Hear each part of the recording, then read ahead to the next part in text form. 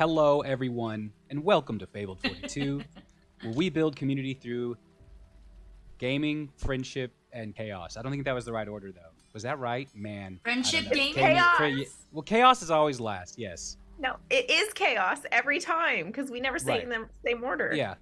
Let's just say I did it on purpose because of chaos. I am Colin, Family Fantasy RPG. I am going to plug myself a little bit this time around. Family Fantasy RPG,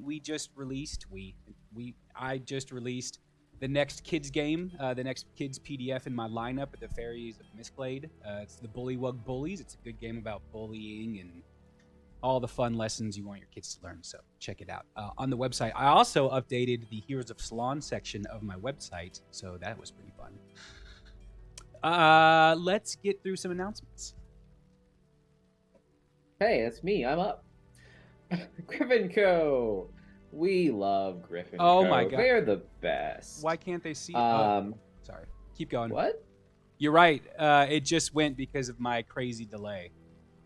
We have a we're on crazy delay. Crazy delay. Oh. Okay, we're like a year and a half delay. behind that. Yeah, a year and a half. This is how it started last time. Cool. Are we good? I mean, yeah, just chat's gonna be a little behind us. Chaos. It's the only way we do it. Cha. Anyway, Griffin Co. Cha. Longtime sponsor of the channel. They make awesome, lots of things. 3D printed terrain, just little, merch in general, geeky things. Yeah, they're the best. They also are doing the first giveaway, the mid-roll one still, yes? Yes. We're gonna nod yes. Yes, I forgot all the things. Confidently, Cool. maybe. Yes, Griffin Co. First one. First one is Griffin Co. Yeah, so ! critical to join that. But check them out. griffinco.com. Use the code Fabled42 at checkout for 22% off your purchase. And so yeah, join and win some free stuff potentially. #critical, Amerison, not #. Yeah, and they're gonna hear about that in about not 5 minutes. hashtag. It's exclamation. See? Chaos. #chaos. Exclamation chaos is what we should always say. Right. Okay. Go ahead, Tree. Okay, cool. So I'm always over here pitching Underground Oracle, but something I realized today while I was on their website looking through it, trying to figure out what I was going to share with you, is that if you're a writer and you're interested in getting creative ideas or little things that can spark your ideas for while you're writing, while you're creating a world or creating characters or something like that, they're Underground Oracle stuff's really cool for that, because you just read through it, you can get a lot of character inspiration, a lot of fun little things to add to the environment of your protagonists or whatever. And it's all sorry, I just went off the rails on that one. But yeah, so I want to pitch this to writers for that reason. Check out Underground Oracle, get ideas for your writing or just fun creation stuff. And if you're interested, they also have right now fantasy shorts, which are special one-shot adventures designed for single sessions of 3 to 4 hours. So check it out if you want some inspo for gameplay. I was thinking something completely different when you said fantasy shorts, but Oh. Different for everyone. Yeah, I could think of a few things. And on to our next sponsor of the evening. We've got 9 Realms Gaming. Be sure to go check out 9 Realms Gaming, this wonderful company that hand makes all of their products from natural woods and to create, sorry, not reading my prompt, quality and affordable gaming accessories for all your TTRPGs, like dice vaults, DM screens, towers, trays, whatever you can come up with. They'll probably even do a customized build for you. They're really, really cool, beautiful, and affordable. So if you want an even more affordable product from them, you can get 10% off your next purchase if you use Fabled42 at checkout at ninerealmsgaming.com. Yeah. Okay. And then up next, we have Critical Dice. So special thanks to our sponsor, Critical Dice. They have an amazing assortment of dice and even have a popular dice subscription service. And if you stick around for after the break, there'll be a second giveaway where we will be giving away a set of their dice or something.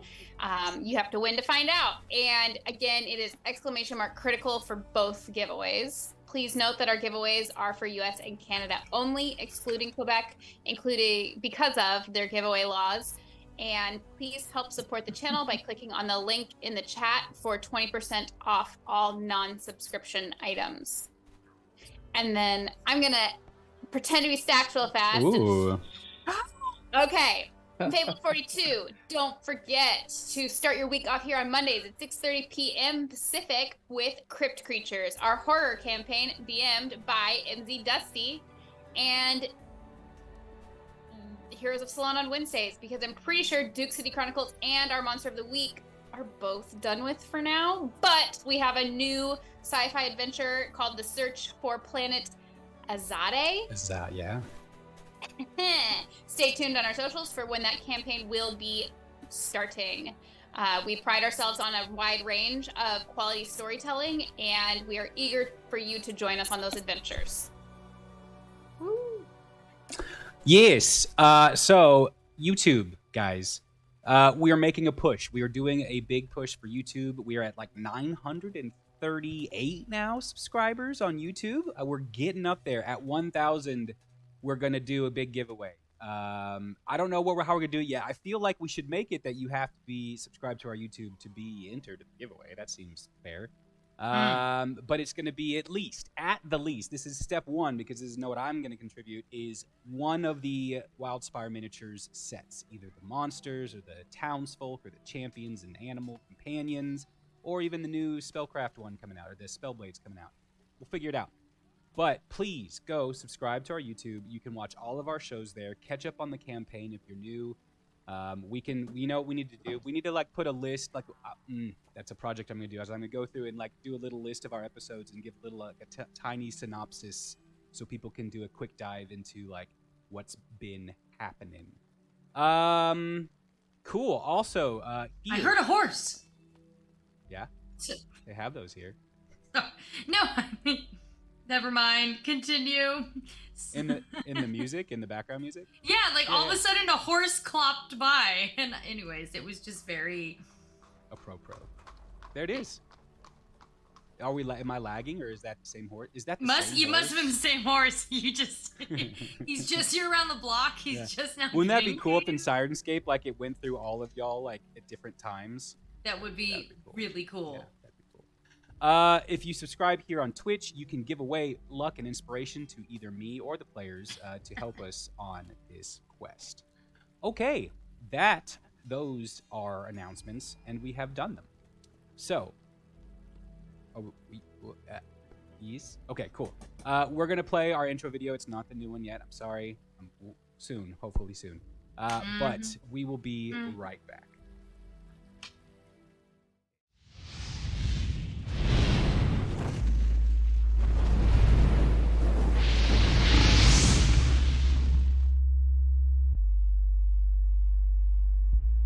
Salon, a world caught just outside the blessed fields of Elysium.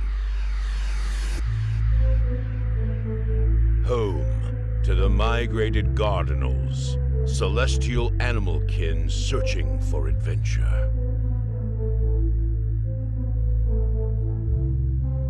The Sun Guard are the protectors of this realm, standing against the forces of evil that seek to disrupt a lasting peace. It has been over 100 years since Bell's dark invasion faltered at Boiler Bay. In the north, Pelor's warming glow bestows prosperity to the nations of light.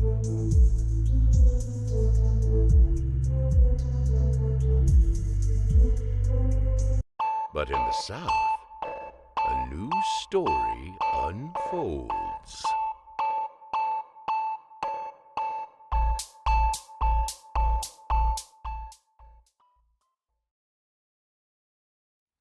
Alrighty, guys, we are back. So, previously... Oh, wait, I have a Discord message. He's awake. I overslept. Let me know when you're... That's cute. Yeah, it's cool. He'll get We have it. another player on the way. Yeah. Any moment. He works nights, so it happens. All right. So last time, group came back to Gorespire Keep to a nice little display, had a meeting with General Slod, and fair enough to say the group decided to go on their own for the afternoon. Some tensions had been building over the past couple days. And people and the heroes decided that they needed to address some of their own kind of personal concerns. We started with Vesta communicating quickly to Nisara over at Folly Peak. We followed Envy as he visited the good Dr. Nuthanoal in his very small little healer's hut, talking about his experience. Next, we had a lighthearted and engaging conversation between Lupin and his mom. I'm kidding. It was heavy and deep, but ended on a good note, and understanding that where they were going, at least from here on out. Then we followed Calliope, or did we go to Shey? My order might be mixed up. I think Shey and then Calliope. Shey, then Calliope. Shey decided to search around the Traders District, found Coco's cocktails, and kind of experienced the higher crust of Gorespire's inhabitants. A good contingent of Githyanki, maybe wives of some of the higher-ranking officers, or just citizens here in Gorespire, potentially or apparently here with the fated contingent. Through some conversations, she learned a little bit, but mostly that these were not the people that she wanted to be hopping around with. We switched over to Calliope, who first went to get some meats, got some nice burnt-ins from Marcus, and then went to Felicia's place to deal with some of her cosmetic injuries. To be fair, she is still bleeding out several of the wounds that she has, but has cleaned up for the most part. I mean, the bath helped, but you are still quite in a lot of pain. And some of the wounds, they're not quite, like, stopped. They're not completely, like, crusted over yet or anything. However, at Felicia's place, you encountered a concerned and cautious Felicia, apparently experiencing some potential backlash from the shift in kind of public opinion that has occurred over the last couple days. Lupin, we know. So let's catch up to exactly where everyone is. Vesta was taking a nap. What was Vesta doing after her conversation? I remember her just kind of... She went out to go get material components. Yeah. Up until like 5 o'clock, is there anything else Vesta would want to do, or do you want me to check back in with you? Okay. Lupin, I know that Lupin is sitting at Spiresong Tavern, watching kind of the general commotion happening there, waiting for hopefully Tristy and or Saba to come through, as they usually do about this time of night. But has already heard that Tristy hasn't been around in her usual role, even within the last day or two. Shey, you are still out. You had left Coco's and are determining what's next on your stop, so we'll come to you pretty soon. No problem. Calliope is leaving Felicia's Space Place with potentially one more place that she's got to go. And Envy, after meeting with Nuthanoal and Buck, because that happened too, right? Envy did meet with Buck as well. Yeah. Yes, he did. I'm sure soon enough we will find where he is going next as well. So they had a conversation. Yes. Did you? That sounds. You can. I mean, you can. Yeah, you can. No, it's fine. It's fine. Yeah, they had a conversation. And a revelation too. I'll just say that Buck did finally find something within his notes that seems like it may be helpful. We're gonna come back to Calliope, leaving Felicia's face place, feeling kind of uncomfortable with the way that Talia had acted, seeing her go back in as you walk away. Where are you headed to next? Calliope is going to walk around the market. All right. And at this time of the day, this is the busiest point of the market, especially during this season. You see the typical stands and stuff that are staples, but again, along the main street where it curves, you have the traveling merchants that come through and set up their carts. They could stay there for a day. Some of them traveling from further away, set up for a couple days and then hit the road again. Your senses are overwhelmed.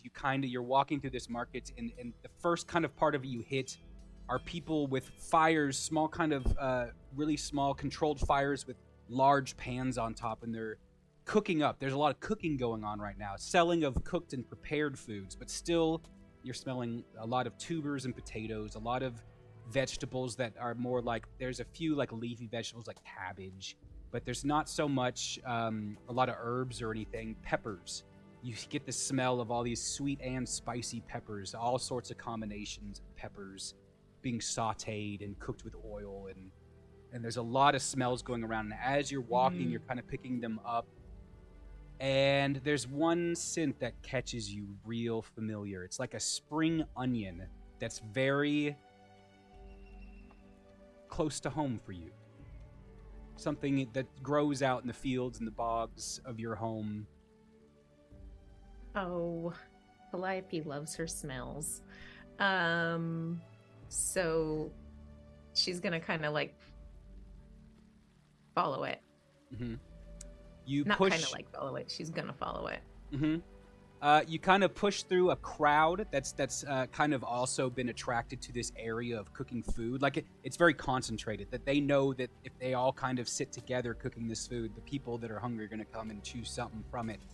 And you kind of push through, and this one's a little bit further back. You've been walking this line of them, and as you get to the back, there's a orcish man handling one of these large saute pans, very large, just huge. Like imagine just a huge stainless steel wok that's got oil and peppers, and you smell these caramelizing onions that are really kind of catching your memory. And as you take it in, you kind of look past this orcish man cooking and see a familiar setup. You see a cart that you recognize. You see buckets of vegetables, of potatoes, different varietals of potatoes, these root vegetables.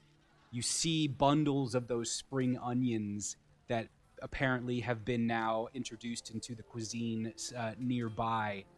And you see several people working this cart, but one you immediately recognize. Large, panther-like features, darker fur, but with patches of light brown around one eye and going back to ears that kind of fall backwards. Wearing a long-sleeve shirt and pants tied off with like a corded rope. He is currently shifting through the cart, looking like it seems like he's getting to the bottom of this kind of really packed cart, trying to find something here. This is Inyo.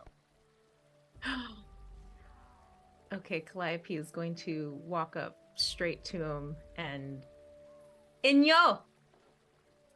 He like stops, and like you can immediately, you know how sometimes you can tell a smile before you even see it? That's the feeling you get. And he turns, Callie! And he runs and sweeps you up in a big hug and a hearty laugh. Oh, Callie! Gotta sit again. Otago Maraga, gotta Chataga, Otaga, Yudagu. And then, oh my God, cousin, it's so good to see you. How are you? That's the Calliope, Callie! Oh, I've missed you. You look, oh dear. You look. Are you hurt? Yeah.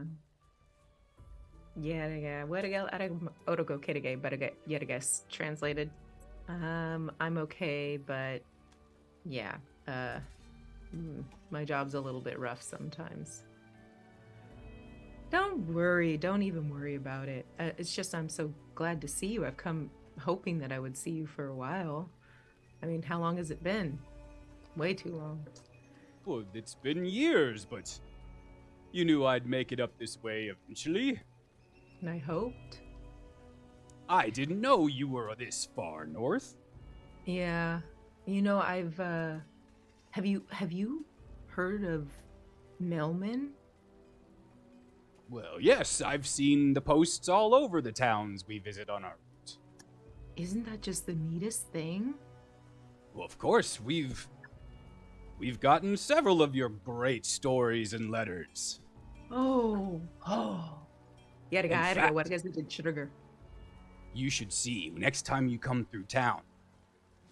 Lisa reads to the children from your letters. They want the stories every night if they can get them. Oh, good. Well, I'll make sure that I keep sending them. That's great. Oh, I'm so glad you are here. I saw something happen. I gotta check it out real quick. Bacchus, holy cow, thank you for your gifted subs. That's awesome. Thank you. Dude, thank you. Yes, well, I've got to say, sounds like you've found your calling with this bounty hunter stuff. Well, so about that, I am, I still do that on, occasion, but I've sort of had an occupational transition recently. So I'm working here in town helping a local agency try to maintain the running of the work. It's boring, really. I just the main thing is As I'm you're not on the talking, road. you see his face that has like a look of confusion at some of the words you're using, and like this smile's forming, and he cuts in and says, "Well, travel has done you well. You sound like a big city girl now." Oh, stop it. I mean, I guess I have grown up since we've seen each other last, but yeah. It's great to see you. How long are you around? Oh, we're towards the end of our route. We've picked up some special stuff. And he kind of goes to the cart, and you can see like the stuff on the front.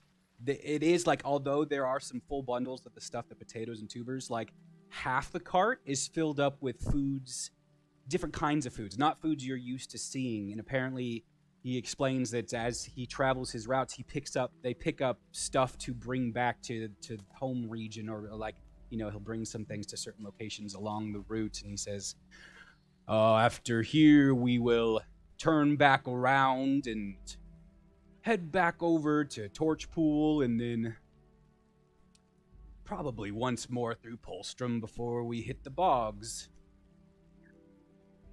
Sorgo Yorgo Gorgo Eating Korgom? Yes, that's the plan.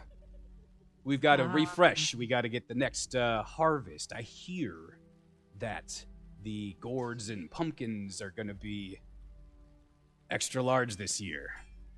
Yeah, well, in that case, could you do me a favor? I have a letter and some coins that I was actually going to send by mail. Could I give those to you to take home? Of course, I can. Yeah, I would be honored to take. How much money you making out here? Yeah, enough to send home. I'll take back anything you want to send. Everyone there will be so grateful for your... We're just glad to hear that you are out here living with... Mm-hmm. How about the whole... Oh, yeah, well, I mostly got that under control. Sometimes it's a little harder than others, but I've been able to use it. I'm learning how to use it for my job when I need to, and I don't know, it's kind of a relief to be,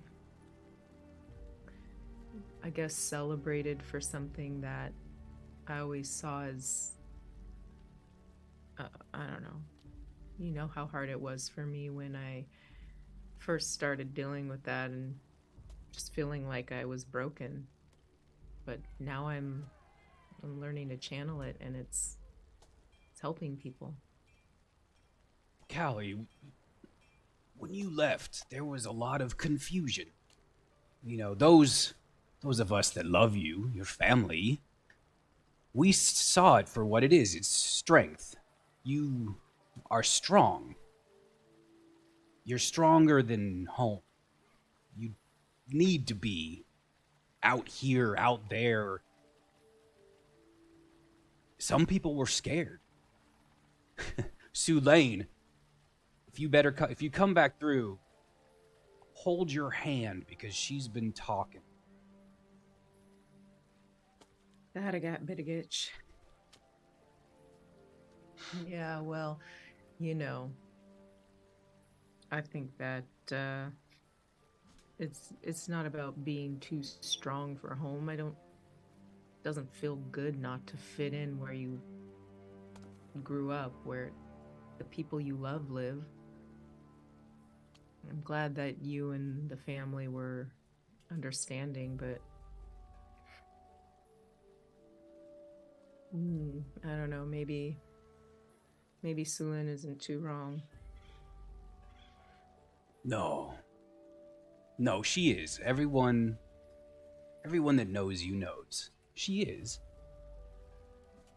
And honestly, I think the people that are worried are more worried now that you're gone. Funny how that works, right? They want you gone until you leave. Callie, things have been kind of rough at home. How? I don't know if you've experienced yet. I've learned more about it as I ride around, but this affliction of the eyes and of the mind,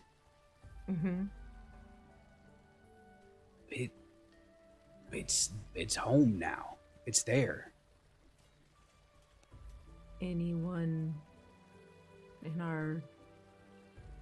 Do you remember the family of bullywugs that lived within the bogs that tend to help with the farming? They helped with the Herson family. Yeah. They also had the sprout stand at the market. The mom. She was the first one to show. The first? Who next? How are mom and dad?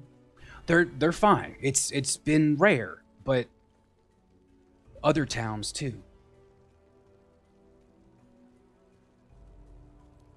Okay. And not only that, it's parts of the bogs, parts of our home that we used to play in, they've told us to stop going around there.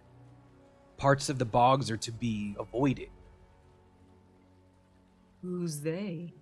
Just... The elders, the town's elders, they say it's just too dangerous to go to certain parts. There's been stories that... I don't know what's going on. And traveling the road, it doesn't seem like things are getting much worse other places. Has the family been getting the other coins I sent? Other coin?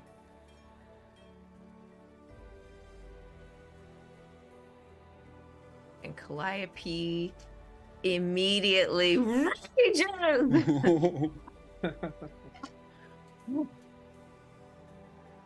And she's like trying to calm herself down. We've gotten letters. Calliope is going to turn and she's just going to smash the first piece of like furniture that she sees. Okay. We'll say go ahead and give me an attack. A what? An attack with your is it claw, axe, whatever you're hitting with. Okay. Okay. It's going to be her claw for sure. And that's going to be a total of 18 to hit. Yeah. So like you lash out in this rage, and it's a very blinding rage, but you catch right as you're aiming for like a barrel that's been set off the cart filled with potatoes. But you quickly just pull off, and there was an empty one right next to it, and just completely like smash through the empty barrel instead of affecting the potatoes. Guided rage.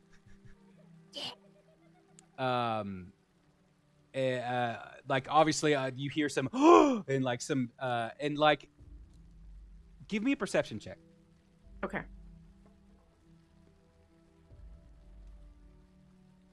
And Shey, to be fair, there's a chance you might be going through the market, right? I don't know. Well, I mean, I was going from Trader's Quarter and like make them away towards Stonefall. So whatever route would be the I think no. I actually think choice. Trying to picture it all, I think there's a chance that you'd be kind of coming through and lollygagging around the market a little bit as this is kind of happening. So you let me know if make how a perception check. Well, what's your passive perception? My passive perception's okay. It's not stellar. I think it's 14. Yep, it's 14. All right, Calliope, what did? But my whole intention, being in this form and going through the city, is I am trying to pick up on stuff. So like, I'm not just. I am purposely doing it to perceive my surroundings and look at people and things, if that helps. Yeah. My roll. Calliope, what was your roll? I did not roll, but I will. Calliope. I know I'm using 16. your passive. 16? As you kind of, you hear, obviously, Inyo say, like, Calliope, calm down, calm, like, trying to calm you down, but then, like, you hear the, like, screams, the initial, but, like, you hear one linger, like this scream that kind of like, ah, ah, ah. And then you hear like, just one more thing you hear, like as that's going on, you hear like from a different part, kind of in the back, you hear, she's a monster. And Shey, you hear that, you kind of hear a commotion, and between you and the commotion, you hear this younger voice yell out, she's a monster. I will, of course, look at whatever. Okay, yeah, well, it'll take you a little bit to get up to like view the scene. I would be like poking around, right, getting curious. So the first thing that Calliope is gonna do is look at her cousin look at Inyo for telling her to calm down, and then just kind of like shake it off, and the spur on her upper like mid back is like standing like crested, and she's gonna kind of like shake her shoulders off, and then it's gonna smooth out. Just gonna take a deep breath in and Sotogo Dalaga Thedigan Gidig Zadaga Adaga Hadaga Bidigan Sedigan Ding Maraga Nidigi Horgom, and again Sotogo Didigus Idigas Nurgus Tedgo Midi. And she's gonna say, I don't know what happened to the money I've been sending. I've been putting it in the mail. I have no idea. I know that it's all run from people out of the capital. That's all I really know. I thought it was relatively common, and so the wheels are turning in her head, and so how often will you be coming back? Oh, it's gonna be weeks. I typically like be back in about 10 weeks. 12 weeks? Oh boy, okay. We don't come up here every time.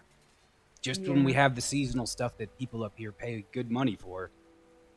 My accent has gone way different. He's Gith now. No, I'm just kidding. Well, okay. If you'll be back in 10 weeks, I can't wait that long. Can you send back Shri? Shri? Sorry. Yeah. Shri. Yeah. What? This DM not knowing. What are you saying? No, just send him back. Send them back. Sorry. About this time, Shey, you catch up and you see Calliope talking with another Leonel. Like the commotion has died off. People have kind of gone away. Go ahead and give me an active perception check now. Please, Where are you sending me you. something? Is this And Zoom? then I'd also like to know if the kid is still being derogatory, or if it was just like a one-time thing. He said, Calliope says to you, yes.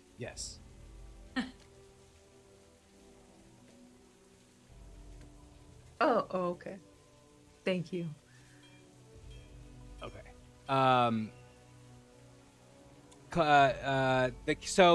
Sorry, give me the Chelsea Shea. Give me the perception. It was check. also a 14, so passive 14. and active.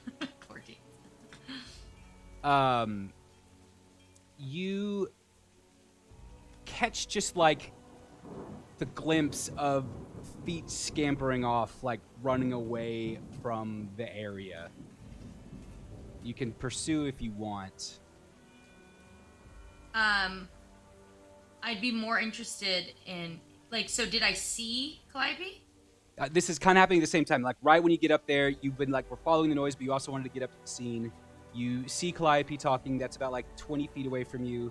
And then you kind of look back to where you saw or you heard the noise. And you kind of see like the face like peeking out. You see like not a small child, but a young human wearing some like rags and covers that like catches eyes and then darts.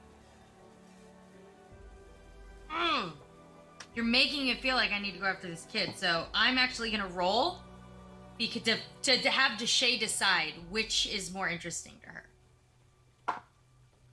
her. She's gonna go after the one who screamed. Okay.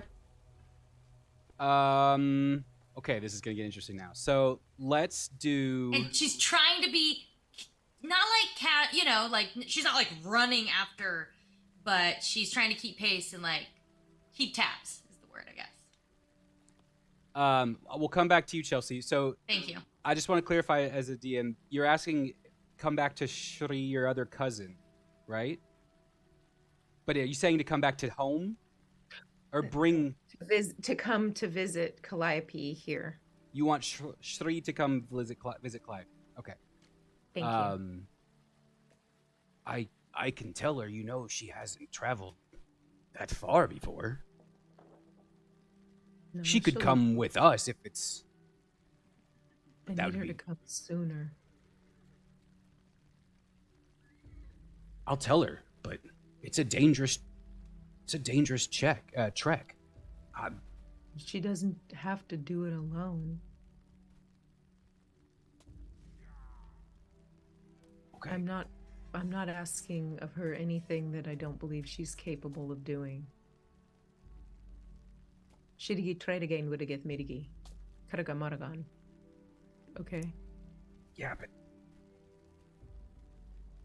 she hasn't been training since you left. No? She misses you.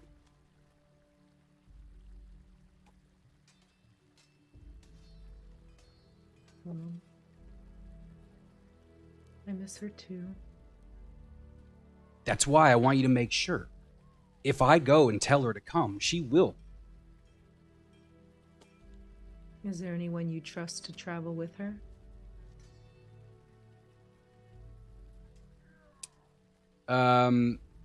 Did you already give him coin? You didn't.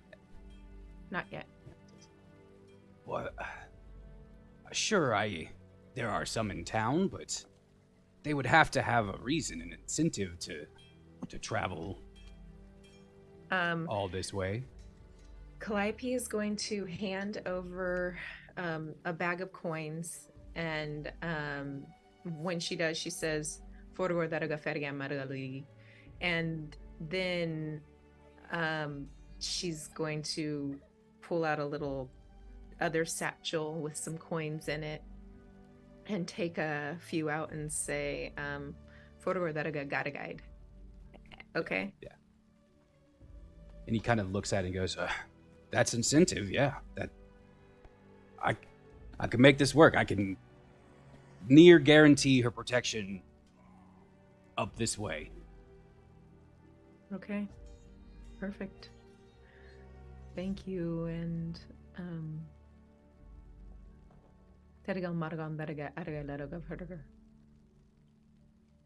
thank you. Well, we're gonna be here for a couple more nights. Is there anything I need to see in this place? Oh, Marcus meets. Yep. Mm-hmm. Actually, if you want to go now. He looks over and kind of nods at someone else working the cart, and he says, "Yeah, I can. It's only the most busiest time, but we have enough people to manage it, so I can go with you." All right. Awesome. So you're gonna eat again. Calliope is on lunch number 2 with her cousin. Second lunch. Cousin Hey, Inu. she's got a, she burns a lot of calories, that barbarian. I mean, she's like 90% muscle. Exactly. Okay, maybe like, I don't know, 80, 85. Solid. Let's go back to Chelsea. Okay, let's do this. So yeah, I would have tried to keep pace, follow said unknown. Are you trying to be sneaky about it? I want to keep up pace. You want to keep a pace. Okay, go ahead and roll the stealth at disadvantage, just so you can be stealthy. Yeah, but I don't pace. think at this moment she's just trying to catch up. Okay, at disadvantage for stealth, that's crap. That's 9. 9. All right. It's pretty obvious. I mean, immediately where you are in the market, you notice that you see the form, because it kind of once you got past the crowd a little bit, once you took those first couple steps to the crowd, this young figure had darted across the main thoroughway back to the Stonefall quarter. And so you're able to catch eyes and see which way they're going. You kind of pick up pace and you follow behind. And actually, you see the form slip into a house that you've actually seen kids at before. This is actually the same exact building where that there was there was a trap door down. Yeah. There was a hole in the ground. There sure was. Well, at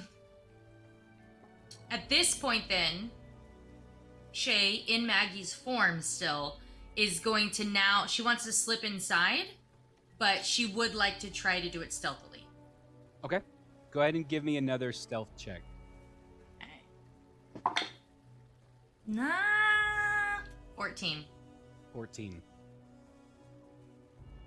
So as you go, and I'll give you a chance, as you're going to get close to it, right before you pull back the sheet that's been drawn over the entranceway, you hear multiple voices inside. In a scurrying and a scuttling to it's hard to tell, but there's movement. I'd listen. She'd listen for a moment before deciding what to do. You hear, give me a perception check. Yep. Dice, I'm giving it up. I'm going to try the purple one for Shey's colors.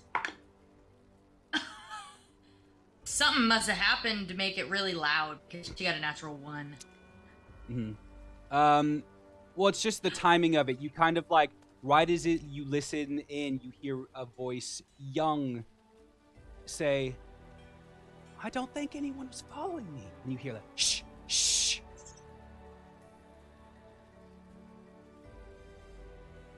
Now he's gonna duck inside. All right. As you come inside this building, it's not like clustered, but it's definitely decrepit. But this room is kind of fully formed. Just a few holes, like up in one corner, like there's enough crumbled stone that like some of the moonlight can come in through here. It's not light outside, but like so you do see light come in, and like as your eyes adjust from being outside into here, you see the trapdoor is open. There's a ladder going down, and there is a young girl, hair back in just a tangled mess, covered in cloths, kind of layered over, that's kind of halfway on the ladder going down and just staring up at you with huge eyes. And go ahead and give me a dexterity saving throw.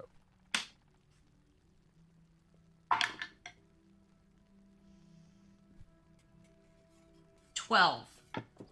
All right. Shit rolls tonight so far. Oh, wow. Okay. Is that worse? Yeah. So like as you're looking at this, like you take a second, but you realized you haven't looked around. And as you look, you hear a swoosh, right as like some kind of object comes right. You dodge out of the way, right, and you hear like a ding as some kind of metal ping hit the stone behind.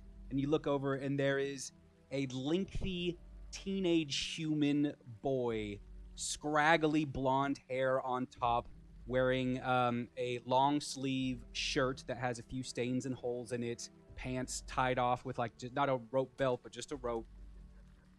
And he's got this, and like you can see all of a sudden his eyes are wide. You turn to your left, and you see there's one more female, older, looking out like into a different part of the room. It seems like maybe further back in the structure there might be another entrance or something that they were looking at. Okay. But there's a moment right now of tension. Everyone, like, what would you like to do at this? Okay, so I just want to make sure. Okay, so there's a young girl either going up or coming out of the hole trapdoor. Right. There's a teenage boy trying to hit me with what kind of weapon? It was, I mean, you didn't get a good look at it. Okay, just, but he's swinging at me. It looked like a baseball bat style, like. Okay, kind of... and then there's like a middle-aged person to the left that maybe hasn't noticed me yet or something. Like no. They're looking over now. Like they were looking, and then as soon as the ting happened, they looked over. Okay. Did I get hit? Or no, I didn't. I didn't. So I'd like to as Maggie would like to duck down real quick and put her hands up. Whoa! Hey! Nope. Not hostile. Give me a persuasion check. Thank you for the raid D&D with me. It's good to see you. I know you. I've seen you hanging out over at the tabletop stream. So hey Vix, good to see you. Finally a good roll. This persuasion. Mm-hmm. That's a 26. Oh boy.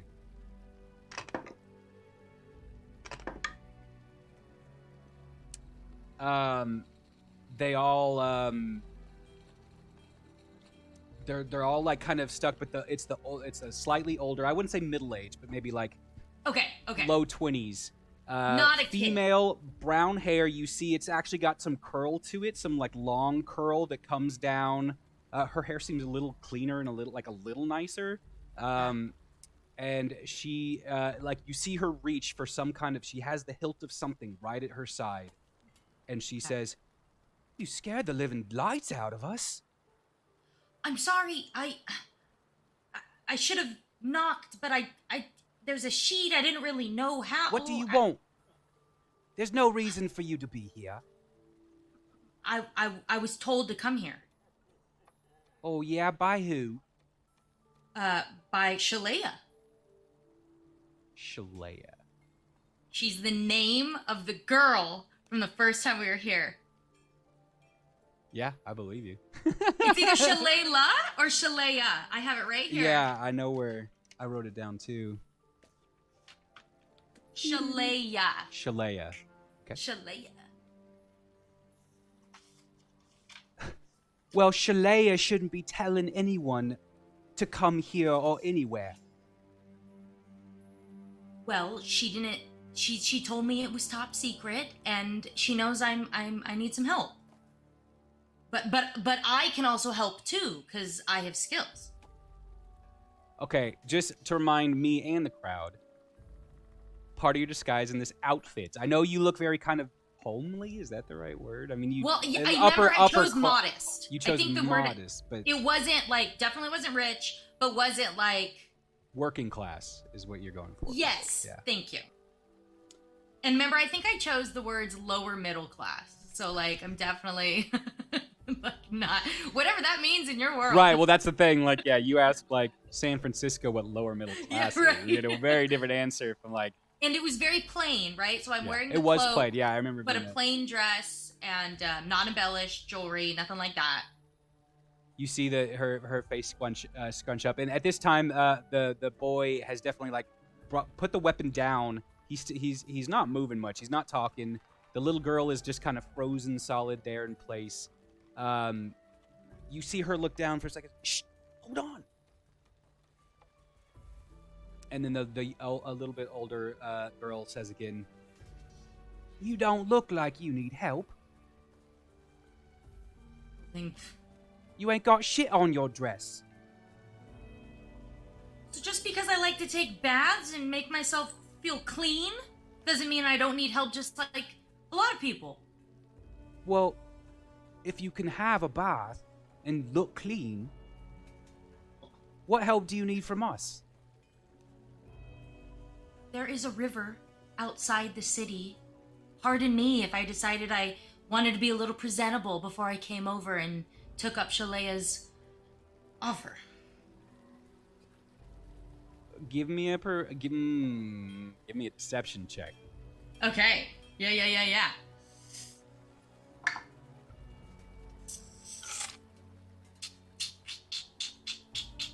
Trying to find my Hold on, I think I also have a feat about this. Hold on, let me just check.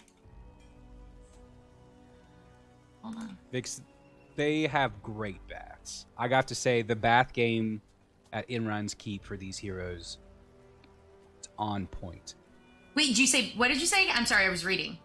Oh, I was talking about the baths. All you need is a good bath. Oh, I know. I was thinking about that too, because I was like, I know they have like public baths here, but I wasn't like positive on it. But so I just like went with the river.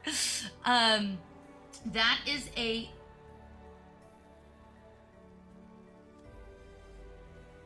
That is a 21. Woo.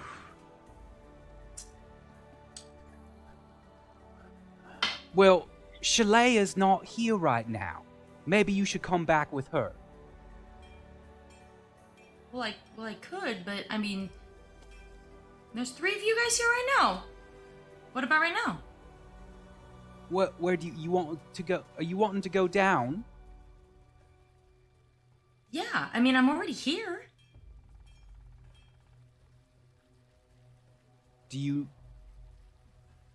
Where are you from? And she kind of like, now her hand is off the hilt. Okay, and I'll put my hands They're down. all like, everyone's kind of relaxed. And you can see now like her expression has changed. Now, as she asks, where are you from? You see there's like a comfort in this line of questioning. Like perhaps this is an inquiry they do a little bit more formally and more often. Okay, I wish I had my full geography at hand, so we'll go with... I can help you if you just want. You know enough about the continent for sure. I feel like I wouldn't be choosing somewhere from really, really far. Okay. Like where would be like a big city that Shey's also still familiar with too. But not Polstrom. How is Polstrom really far though? It's pretty far. It's like you're like tip of northeast, and it's like a little less than mid. Okay, I'll go with west. Polstrom. So yeah, okay, because that way Shey would just be more familiar with it. And when you say that, you see her smile, and you kind of see like the little one goes, "All right, make way," and she said, and the older one says, "I see. See, that's all we had to do was get to the that's all we had to do was get to the point.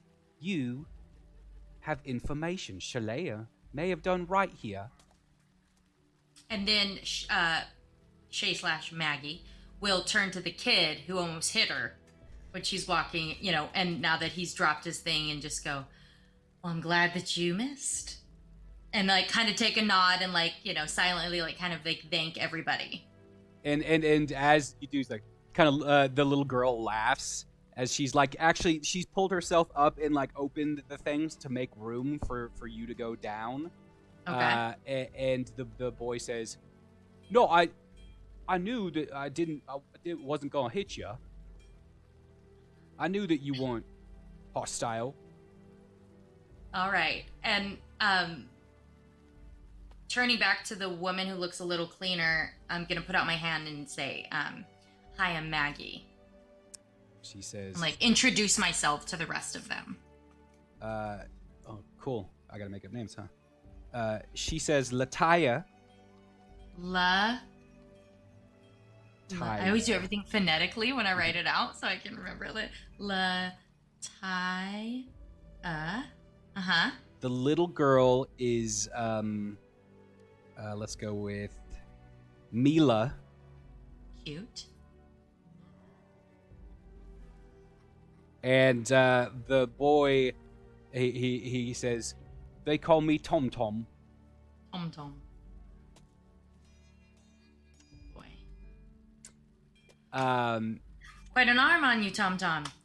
Nice to meet you all. So Lataya takes the lead again and says, "Now, if you've got the good information, then I'm sure you'll get anything you need out of it." All right. Perfect. I definitely do. All right.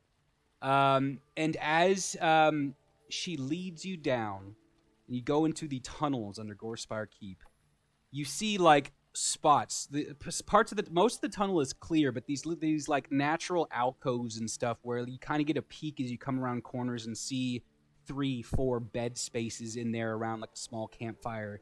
You go through another part of the tunnel, and there's like these different kind of pockets of residential people sleeping community. And as you come through the main chamber, it kind of merges up with another tunnel, and you can hear talking and noise further to the right. You kind of come down. You're curving to the right. It seems like you're curving to the right a lot. And as you like make the turn and merge up with the other going towards, you see lights in the distance. You're coming on it seems like you're coming on a larger cabin.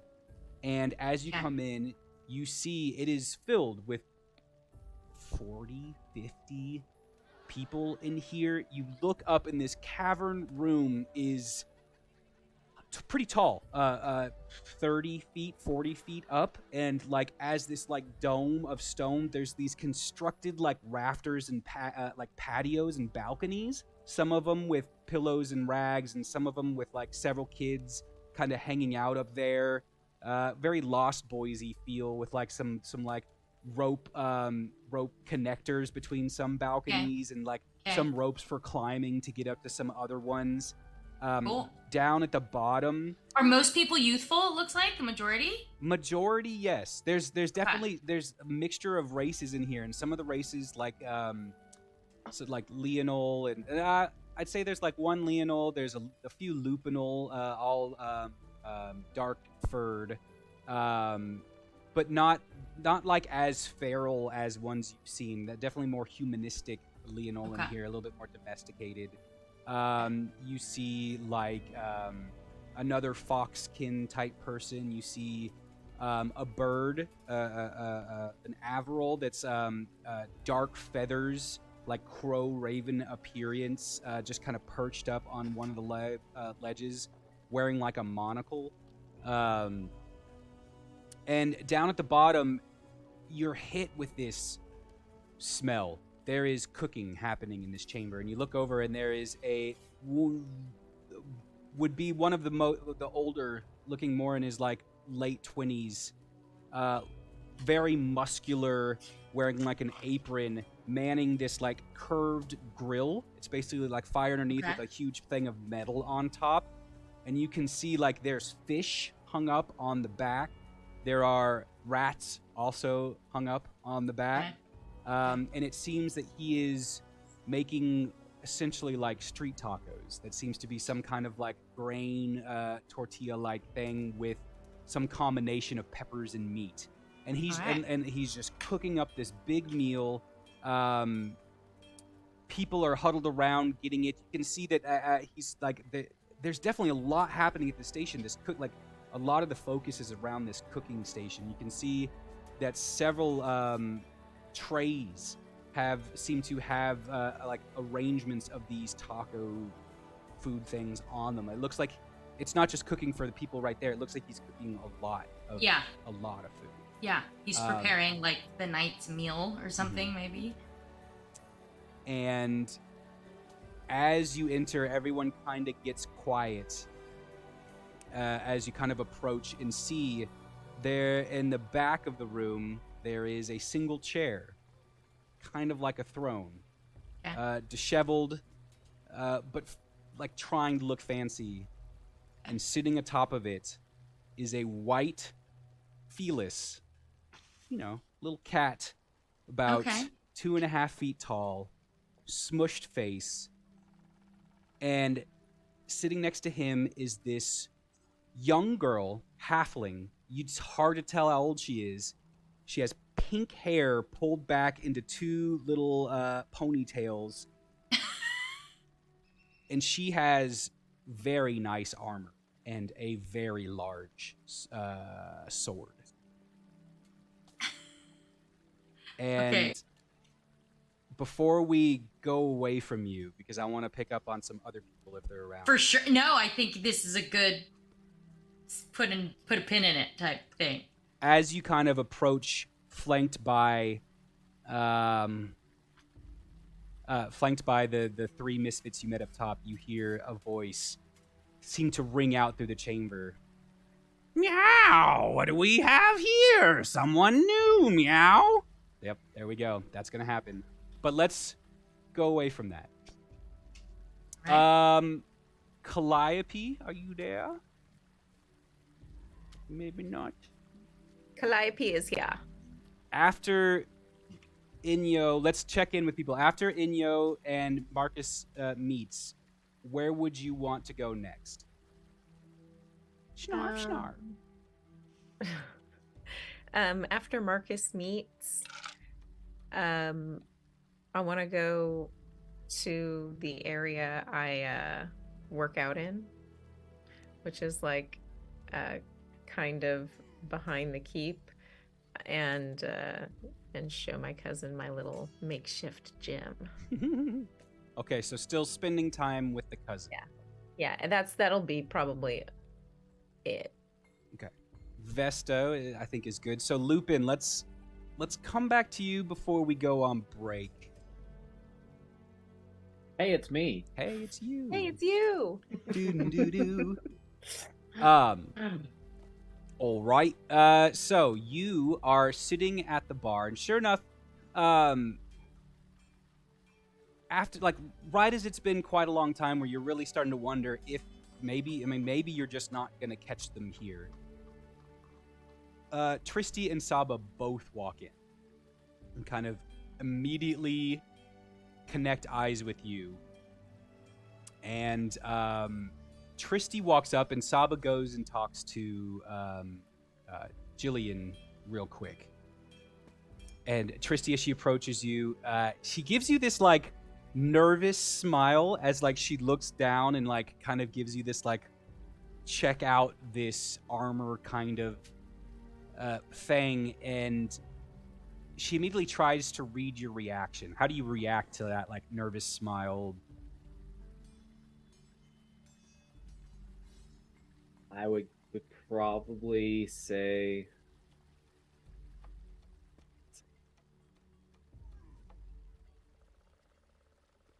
So I guess you made your choice. I guess you're happy with it. Seems like you are.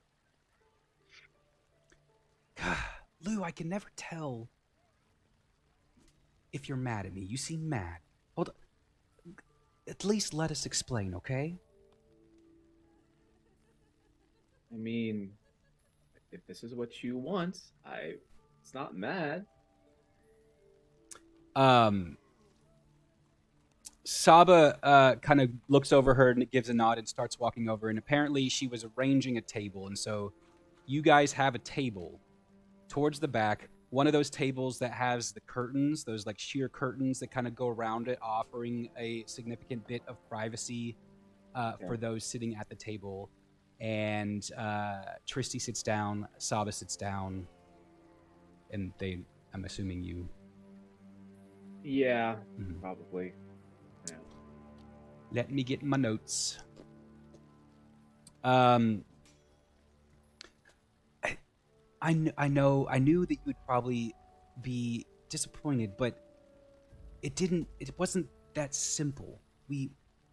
I got back and Saba says, things were already pretty fucked up when she came back. I kept my promise. I didn't say anything, but I didn't have to. There was plenty of word going around on the streets. Yeah, I figured as much, but just wanted to hear what happened. What?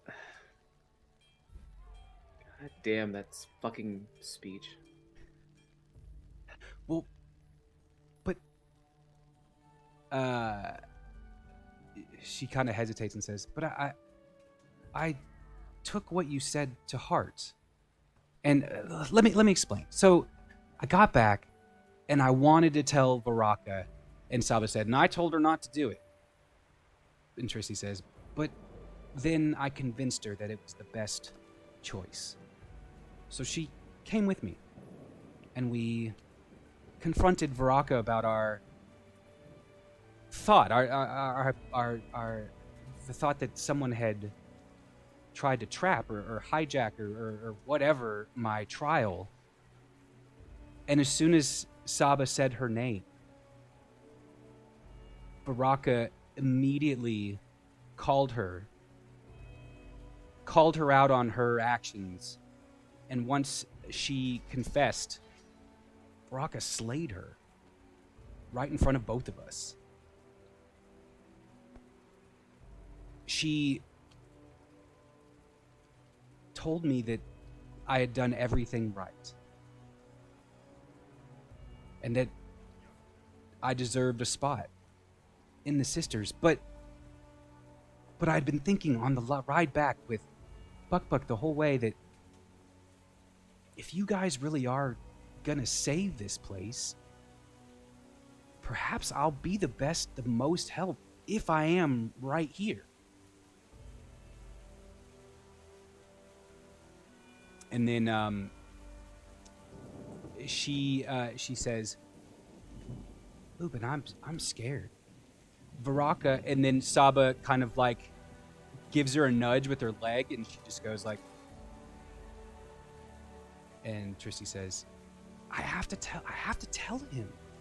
You're scared too, I can see it. We're all scared.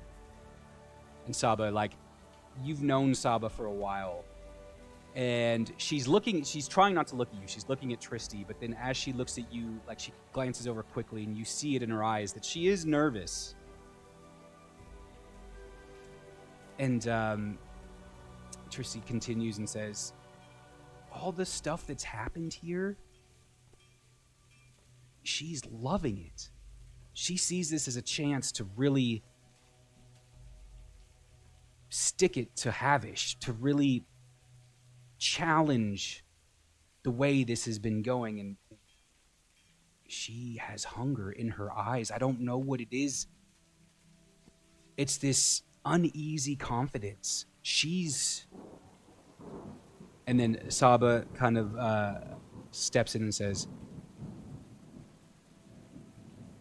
well, this confidence, it's more about she doesn't fear anything that's happening. She doesn't fear Havish. She doesn't fear the Night Watcher or anyone. It's just, she feels she knows something.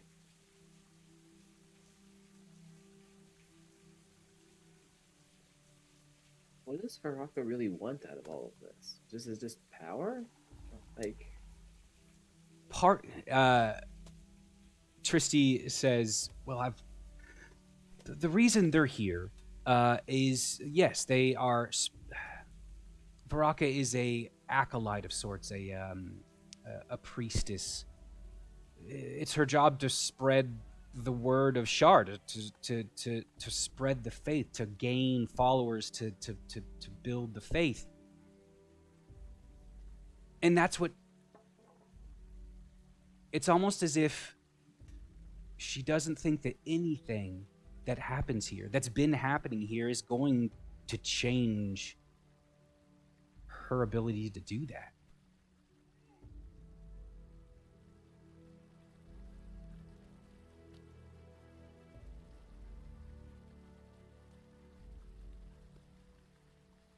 oh. Not a fan of Havish. Not sure really what Baraka wants, but I mean, when push comes to shove, do you think that the Sisters of Shar would, if had to, raise arms against Havish?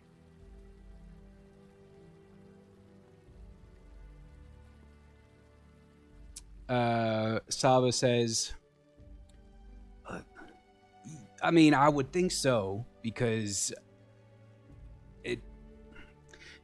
we've always planned, you know, like, she also went get,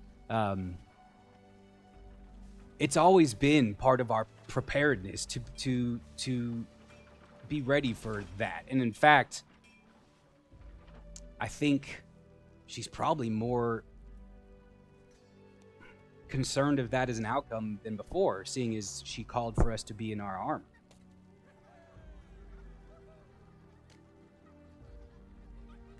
I guess I just worry that if that was to be the case, we're just replacing Havish with Baraka, who, again, not sure what her intentions are, I guess. Oh, I think it's, in my opinion, if she was the sole ruler of Gorespire Keep, you'd have a lot different population, that's for sure. Yeah? Baraka, to play Baraka plays favorites is a pretty big understatement. She likes who she likes. If you have faith, if you show use to her, she'll make you real happy. Yeah. I just fear if you're the ones that are maybe not useful, what happens to you? Well, if you get in her way, I know what happens to you. Sure. But if you're not useful, then she probably doesn't concern herself with you. But there's definitely something more. She talks about plans beyond Gorespire Keep. She talks about the glory of Shar. You know, how they all talk. Yeah.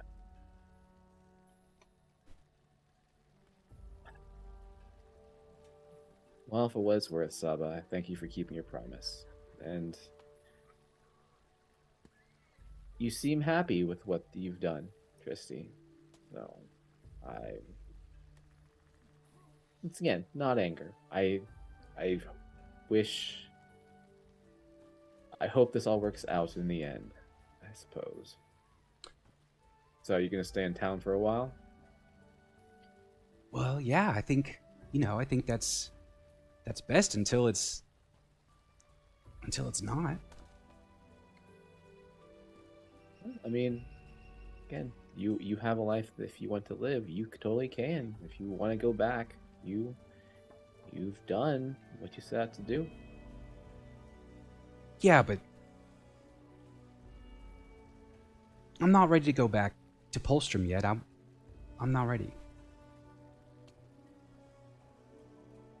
Fair enough. And it's pretty nice not having to work in here anymore. Yeah. What do you actually do now? Oh. She kind of laughs and says, "Yeah, I mean, there's some pretty silly rituals. I should be learning a little bit more magic." Cool. Are you just? I mean, like, I guess that's the question. Like, all the people that were sisters of Shar in the contest, like, what do they do in the day? Like, do they train? Like, what do you do, Saba? Like, Well, I've you know that whole favorites thing. Baraka, for some reason, favors me very highly, and I'm kind of able to do whatever I want. But traditionally, I take care of some of the recruiting process and get to know the recruits and get them trained up and ready for their initiations.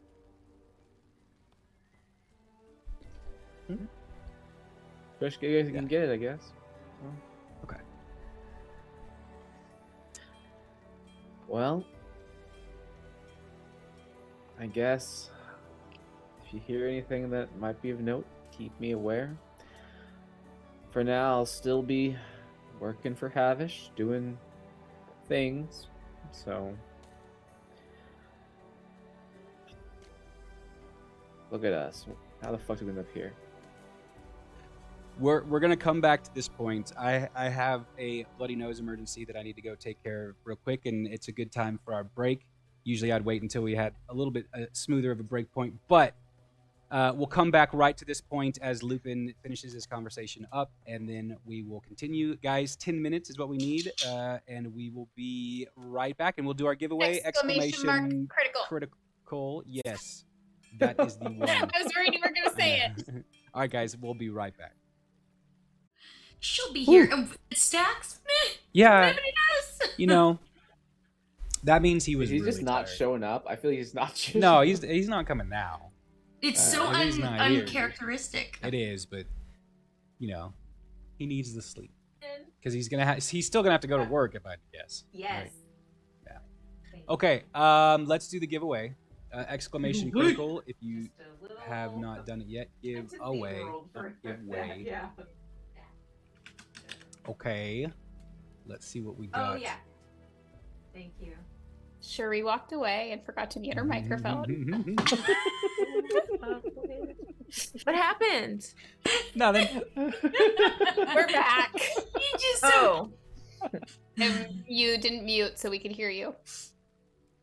You're just very on brand with that girl. With what? The Every time half we come the back break from break. transitions. You always are the one that Entertainment. is entertaining. Yes. You're an adult to Love it. to control my mute button. Oh my god, it's so funny. You should just have like a little button that's like a sign of, like when you like are live or not, and just like have it tied to your mute. Well, I mean, I just didn't hear that we're going live part. All good. Yeah. It's all good. No one's mocking you. We're no, there. it's just You're cute. very much It's- enjoying it. Yes. Hey, you didn't say anything embarrassing or I'm going through. I was trying to go through in my head. What did I say? Is exactly what was just Thank you a happening. lot. Everything and nothing. Well, I'm just gonna be on mute. How about We're that? screaming. Shuri, quiet. No, No. stop. Alrighty. Let's snap back into Lupin just real quick to Congrats. Giving away things? Oh yeah, I did Yeah. it already. Wait, American. American. Oh, okay. Okay. Find me on Discord. Ooh, there's like a winner thing. There's a winner code. Winner, chicken dinner. Yeah. Find us on Discord. That's where you can find me on Discord. And that's how you can get your giveaway. So do it. All right. So let's jump back in to Lupin and Tristy and Saba. You're sitting and you say, and the last thing you were kind of expressing is that she seems happy. She seems to be fulfilling or being in a good spot. And she says, now, but I'm not ready to leave, but I want to help. What, you guys, have y'all talked to Havish? We spoke to him once about it, but the meeting was cut short by a fight. Anyway, I mean, I don't know too much. So, yeah. Right now, I mean, I think we were out there to, help you, but also to find some ingredients to fight and off the haze and maybe find a cure that's not ungodly expensive, I think. Saba kind of, yeah, y'all might want to keep that on the download. And Tristy kind of looks at Saba and says, we can just forget that we heard that, right? You see that like they're concerned with that. That's the first time you've mentioned that to Tristy. I'm guessing Varaka is not interested in that. Well, no, Varaka very much enjoys the position of power of choosing who and when can be cured. Will not bother you having these people be judge and jury of who lives and gets the benefit of a chance of life? Well, from what I understand, it's very expensive. It's very... What if it wasn't? What if it wasn't? Well, it'd be great for the people. Again, Varaka has her interests. I'm not defending her. And But I'm again, not saying that you are. She helps some people, and she doesn't help others. Well, sure, but would she you can rather her not continue help doing anyone it. ever? Oh no! I mean, if she wants to continue doing it, that's fine. But what's wrong with trying to help others for really no other reason than just they need help?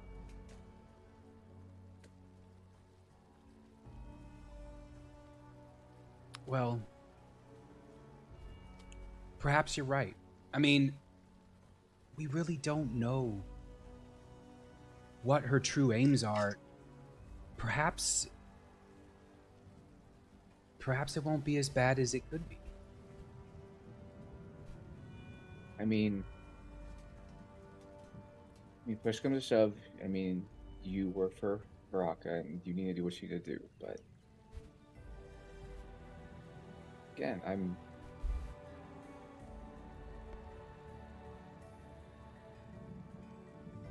tired of seeing the powerful exploit the weak. And maybe in this one place I could help somehow. Well, the people here want it, and that's why you can see, but you have to realize right now, and we'll say this is Saba talk. This hope, this push, this surge in people thinking and feeling that there's change coming for the better, it's aligned with Varaka and the sisters.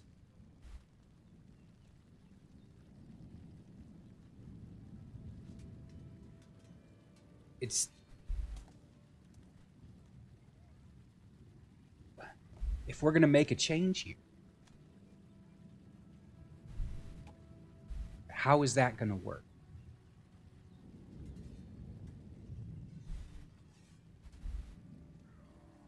I don't know. I would hope that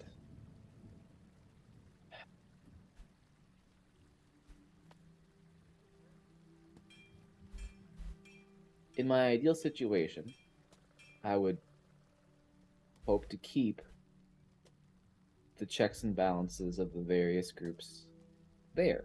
Like Baraka, Havish, and Misfits, and each of the leaders have their place because it seems like it's a decent check and balance against each other.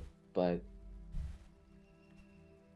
I mean, I don't know. Maybe you turn Gorespire, like we find a cure for a haze, and it becomes, a magical haven, like, for healing, which brings in people, which, I'm sure Havish would love, and people would, come to see Sisters of Shar and like, oh hey, let's have more, they're neat. Why don't we join up with them? Like, why not? Simple. Well, it seems like the one thing I've learned from this place and watching the politics in the houses, if you can frame it the right way, if you can get people to believe that that's why you're doing what you're doing, no plan is too ridiculous. I mean, Lord Havish says he wants Gorespire to, bring in people, and that could be a reason. You might have some. And like Saba, you can see is kind of like connecting some dots too, and that might, I don't know if that's going to sway Baraka to do whatever it is you guys are trying to do, but at least that's something. Well, I mean, even if Baraka is just a check to Havish, like, it needs to be there. I mean, I don't want any one group to just rule over Gorespire, because I just feel that would not be... I don't foresee that being good, really, as an outcome either. It's hard to say. What is good? I mean, from where I'm from, is Tristy talking. Well, there's the most people there. The most concentrated area of people I've ever seen. People everywhere. Each with different faiths and different allegiances, and I don't know, it's hard to think that any one way is better than the other.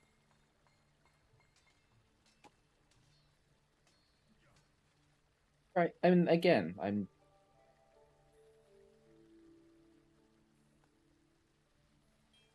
I want to believe that if you have the initiative and you put in the hard work, you should have a shot at, a decent life. That's so wrong. I know. It should be that simple, but people have to work. There's always money always has to be there. There has to be someone in charge with money that does the work and pays for the things that no one else can do. Sure. Doesn't mean like the workers need to be exploited or held at ransom and, oh, well, I like you, I'm gonna let you live this time. That's fair. Well, keep working. If you really did find this cure, perhaps this is the future of Gorespire, what you're saying. And we'll talk to Baraka and we'll get her on board the best we can, as long as we can frame it as she's going to benefit from this more than she's going to lose. I mean, if she was wanting more followers, I would hope that, more attention would come and say, well, she was one of the first to start these cures, So. Who would be performing the cure? If you found one, who would be in charge of? Cart before the horse. What? Cart before the horse? Oh, cart before the horse. Yeah. Well, I think that's important. If there's a way to keep Baraka in that designation, Yeah, maybe. Like that. Again, I like to pretend I know what I'm doing. Don't. Saba sits there and chuckles, and she's like, "You guy, you're telling me that our plan is to make Varaka the savior of the people of Gorespire Keep?" I mean, crazier things have happened, haven't they? Well, it's not a crazy idea. Varaka would probably love that.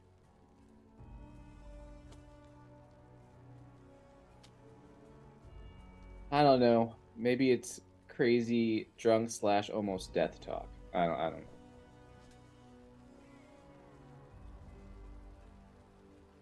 know. Unless there's anything else you want to talk about, we'll go ahead and zoom out of your conversation here. Nah, I'm good. Are you going to stay there, though, and kind of chit-chat as, like, the night Yeah. crowd comes in, or...? Yeah, why not? Okay, so you're staying there, chit-chatting as the night crowd comes in. As the night comes in? All right. Shey, we got to go back to you. I mean, there's nowhere else to go. I don't have very dramatic music picked out for this because I didn't know it was going to happen right away. Turn up what you do have. Here we go. So, snarf, snarf. Meow, meow. Welcome. Make yourself at home. Make sure you get plenty of food, meow. I just need you to know several rules. One, if you get caught, you are not part of this group.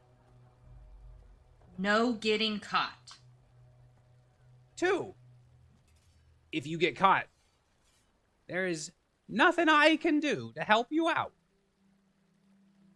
Okay. Get caught, get screwed. Okay. Basically, if any of those Gith guards see you doing anything, stealing, sometimes even just being you, I can't do shit.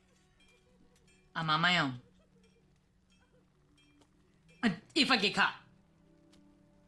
3, if you need work and you want a little extra than what we have to offer, well, we've got jobs for you. Snarf. Just to clarify, it's the white cat talking? Oh my god. Okay, initial reaction, has Shey ever seen any creature like this before in all of her travels amongst the continent? 'Cause she has... You know that house cats, not this humanoid crossbreed, whatever it is here, but house cats are popular in Polstrom. And some of the high crust, like these just domesticated house cats. Those are a real thing in this world. Yeah. But as far as one that has this personality, yeah, no, that's pretty new. That's new to Shey. Like it's incomplete. Wow. Okay.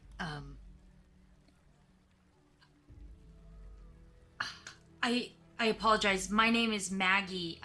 Shalea failed to let me know your name, and like does a little bow of respect. You can call me the boss, Snar. And in Excellent. fact, you'll find that a lot of people here don't really use names. You feel free. We'll call you Junk if you want. Names are an option around here, meow. Oh my god, this is so good. Sorry. Trying to stay focused here. Thank you, Mr. Boss. What lovely fur you have. Hi, and I'm gonna just say hi awkwardly. Like, very obviously, I've never encountered, and I'm like taken a little aback, and I'm like, you know, not being too coy or cool about it. And then it's like saying hi to the halfling next to the boss. As you do that, she kind of reaches over and scratches the back of the boss's neck, and you see him kind of put up that ear. The ear twitches a little bit as he turns his face and says, "Oh, you don't need to be intimidated by him. Feel free. It went southern. I was supposed to this do... is the halfling talking to me. This is the halfling talking. Okay, that's why I went. Yeah. Cool. Okay, let's make sure. I meant to do more of like a Jersey girl. I don't know a good voice cue for that. Snooky. I mean, it works. Don't let them get y'all ruffled up there. Thank you. Yeah, it's a lot. This place is amazing. It's way It's a bigger and grander than I shithole. thought. But we love it. Did you say a shithole, but you love it? Mm-hmm. My Sirenscape's a little loud. That food smells amazing, and wow. There's a lot more of you than I thought there'd be down here. And it's the girl talking now. The boss has taken to just sitting there being pet by this girl. You can tell, like, there's a good connection between the cat and this girl sitting next to him. And she says, well, yeah, we don't really... we're kind of where people go if they don't really have anyone else to go. And we're also here for people that don't really like to listen to rules. Yeah. Except our rules. I know it's like a... Yeah. Yeah, but... Is there any other rules? Like, maybe besides the not getting caught and being on your own if you do get caught? Contribute? Like Can you fish? Yeah, I can fish. Can you Sometimes cook? better than others times, but... Are you good at filleting them and any other skills we should know about? I'm really good at seasoning. I'm so. And at this point, the girl that escorted you kind of chimes in here and says, she said she's from Polstrom. And that kind of the boss stops and looks over and says, is that so, meow? What news do you bring from the capital? What news? What news? I mean,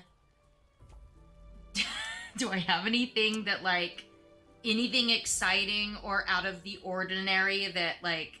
You've been away for a good bit. Yeah, I mean, it's been a few weeks now, but that's about it. So, like, anything that I would have, like, that I can share. I would say that right before you left, there was a major shift in power, like one of the most recent things. A top 10 house was proven of a crime, basically accused of stealing from another house. And the Milligroth guard found evidence for that house, and their reputation has just gone to crap. They still are represented, but they've fallen out of the top, like, 50. They've basically been blackballed. So the Milligroth guard exposed which house? Do we have a name? Yeah, let's call them the Fitrell. Fitrell. Baronage. Perfect. Baronage. Thank you. Well, gosh, what's some juicy gossip I've got for you? Some juicy news that's, not too stale. We want something kind of fresh. Well, the Militrop guard completely exposed the Fitrell Baronage, and they're out now. They're, like, dropped on the totem pole. There's been a whole shift of power. And then, that really awesome traveling troupe band that performed all over the area? They got brutally murdered, and nobody knows by who. What's the name? The name is the Nostalgics. The Nostalgics. I haven't heard of them. But perhaps I shall ask around now. Yeah, they're still trying to find out who slaughtered them, and I mean, it was horrific, and that happened, and that was really terrible, and is unsolved.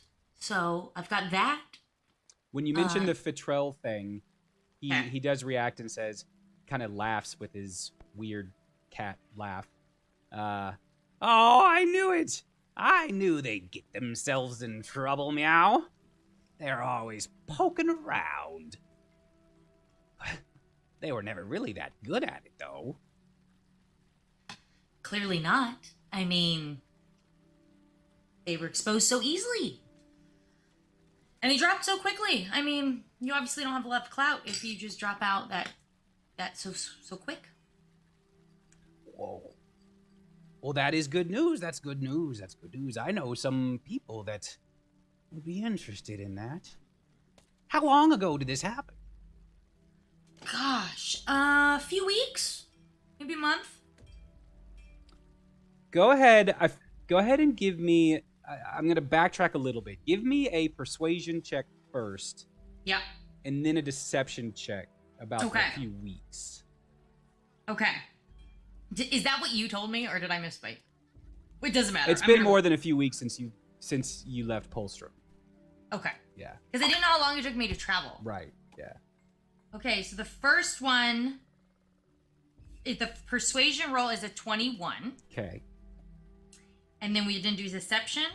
And then deception. We'll alternate colors. Yeah. Oh, okie dokie. That is, let me make sure. Got that right. Yes. That is a 30. Whoa. You see, like, he's getting excited, and you see his little cat paws are like digging into this cushion as he's kind of going, yes, I'm gonna contact Celine and tell her, and perhaps she'll have some juicy nuggets for me. Meow. And then the Sally chimes in and says, well, you've definitely made him happy with that news. Should you have any questions for him, I'm sure he'd be willing to tell you anything that he knows. Yeah, well, I know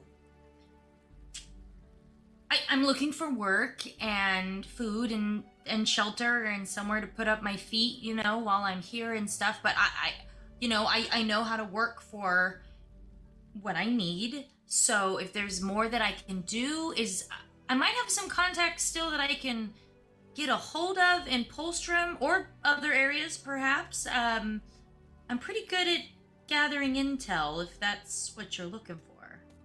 Yes, information, Meow. That's the true currency. Under the streets of Gorespire, and all around this place. I mean, it's deniably very valuable currency, but... And she looks around, you know, at the very impoverished, dirty, lack of necessities type situation, and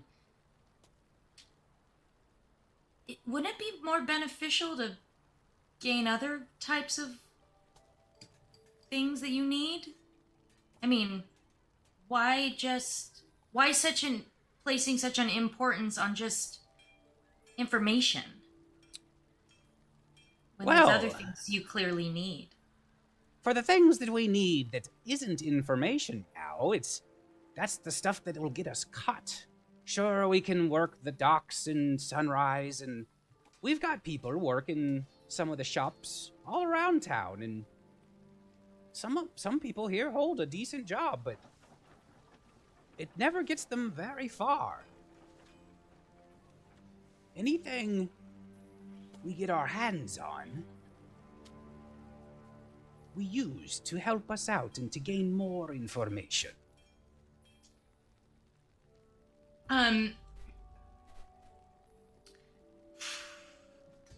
Shey's gonna cast Detect Thoughts on the boss.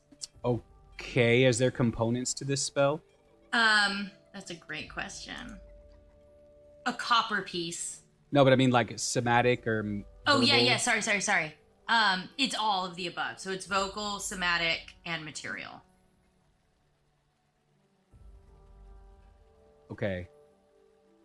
You get the cast off, and you see, like, as you're completing the verbal component of this spell and the somatic, and you kind of bring that copper piece into your hands, and you kind of we'll say you kind of put it to your third eye as you're saying like a quick chant, and then the copper like goes away, like a little magic trick. And you get what's your question? I just feel like that's a really obvious way to cast the spell. Well, it's already. I mean, verbal and somatic is hand movie and verbal components, so it's already. No, I get it. Yeah. I feel like if it's a copper piece, she would use it in her pocket. Okay. She would like, play with the copper piece in her pocket. Okay. To keep it more subtle. But still, the verbal, you're still speaking a different language for a second. Yeah, absolutely. There still is like this spark of arcane as the spell completes. All right. Okay. And then you hear like this like ground level detect thoughts. You hear, what is she doing? What is she doing? Is she trying to get in my head? And then you kind of you're watching. You cast the spell and you're watching is like he's looking around, looking at Sally. Sally looks different. There's like a nervousness in the room. It's quiet, but there's like a hustle behind. That's the frontline thoughts you're getting right now is what is happening? What did she do? Okay. She'll reach into the hand where she was holding out of the copper piece, and she'll pull out a flute, and she'll kind of mimic the language that she used to cast the spell, to be like, another one of my wonderful skills is I can play a little bit of music too, and she's trying to like be deceptive, to cover up the casting of the spell that she was just trying to like show off some singing. Give me a deception check at advantage because that was clever. Okay. Okay, that is not bad. That's really good. That's a 22. Ooh. Yes. A musician. There we go. That's interesting, Meow. Apparently, musicians are really popular around Gorespire Keep lately. Really? How do you feel about slam poetry? I mean, it's all right. Why? It's, I feel like I've seen a lot of really bad slam poetry and only a little bit of really good slam poetry. It's kind of hit or miss. What do you think? Oh, I'm a big fan. I feel it's easy to sway people's influences and opinions if it comes with a little package of rhyme, Meow. Rhyming is good, you have to be like a very skilled rhymer. Yeah. I'm not that great at writing poetry myself, but well, feel free to find some of. And he kind of like goes around the room and points out a few of the kids and says, these ones are really good at coming up quickly on the spot and coming up with clever rhymes and little tidbits that can get people thinking. Perfect. Back to back with what we were talking about. I'm still kind of confused why you just want. Pardon me too by asking. I'm just trying to understand why you don't want coin, for example, to buy yourself a better lodging or better clothes, or for people to clean up themselves or to feed themselves. Why that's not more important than currents or the. And is your detect thought still going? Yeah, it's up to a minute. Okay, so I'm gonna answer this out. And this is just surface thoughts. This right, is not going deeper. Yeah, I just gotta think how to. He answers it by saying, "Coin is good for food and lodging, sure. For me, but there's not room for everyone here. If we were to up and leave and find some better place for us to live, I don't know where the accent's going, people would be left behind, meow. Better. What's better than this? It's great. I mean, it's lovely, but there's no daylight. There's no sunlight. You guys are living underground, and I just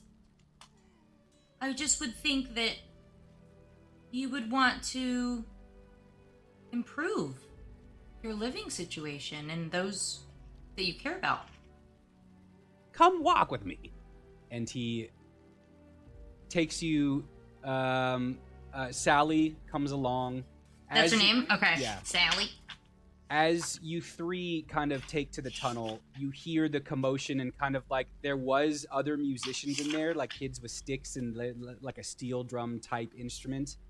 Okay. There's definitely a festive, like underground street market type atmosphere in there. It's definitely like, it's not somber or depressing. It's definitely a little bit more.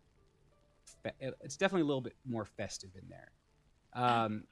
And as the music starts up again, he smiles and looks up at you and says, as he's definitely a lot lower than you, walking, says, "We don't put value on those aspects of our lives, meow, because trying to get that for everyone, it seems impossible. People are happy down here. People are happy being true to themselves. The coins can tend to cloud us, make us act different." True. Yeah. I mean, I've seen it too. I think I know what you mean. That it kind of material things kind of disrupt what the basic needs that you need, and that's all you need to be happy. But are you sure that's all you really want? And probing those surface detect. I mean, what do you really want, boss? Okay, surface thoughts. You get this like, you get like there's this hint of wanting, definitely like he is remembering nice things like fancy like food and comfortable linens. He knows that stuff. He knows what you're talking about. He is familiar with it. Okay. But then as you kind of ask, what do you want? That goes away, and he goes more towards thinking about, you kind of get these faces. You get these faces of people. There's quite a few.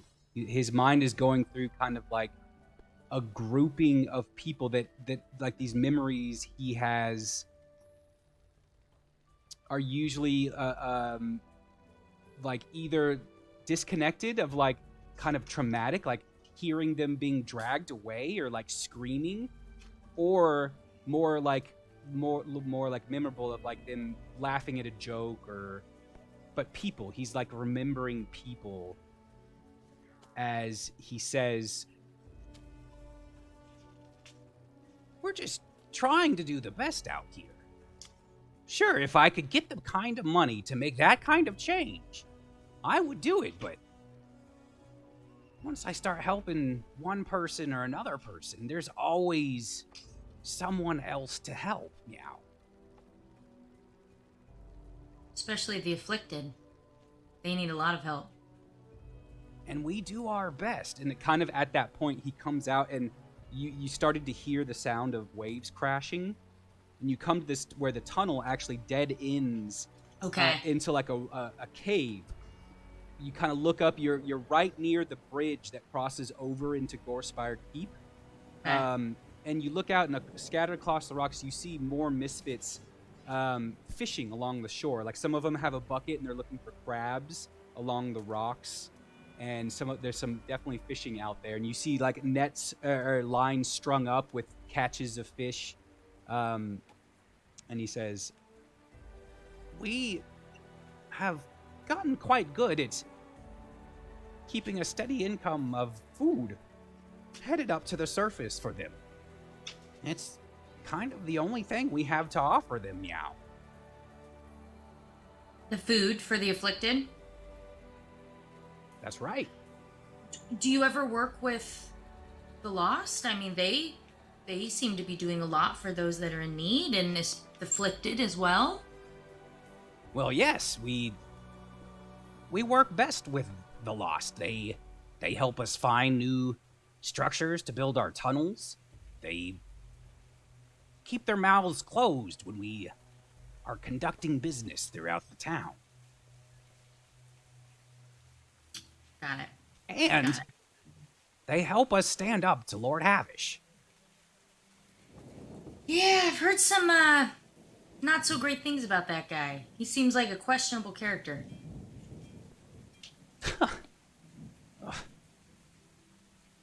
He's something else, huh? I mean, I've never met him or anything like that. Just what people have told me. Just word on the street and underground.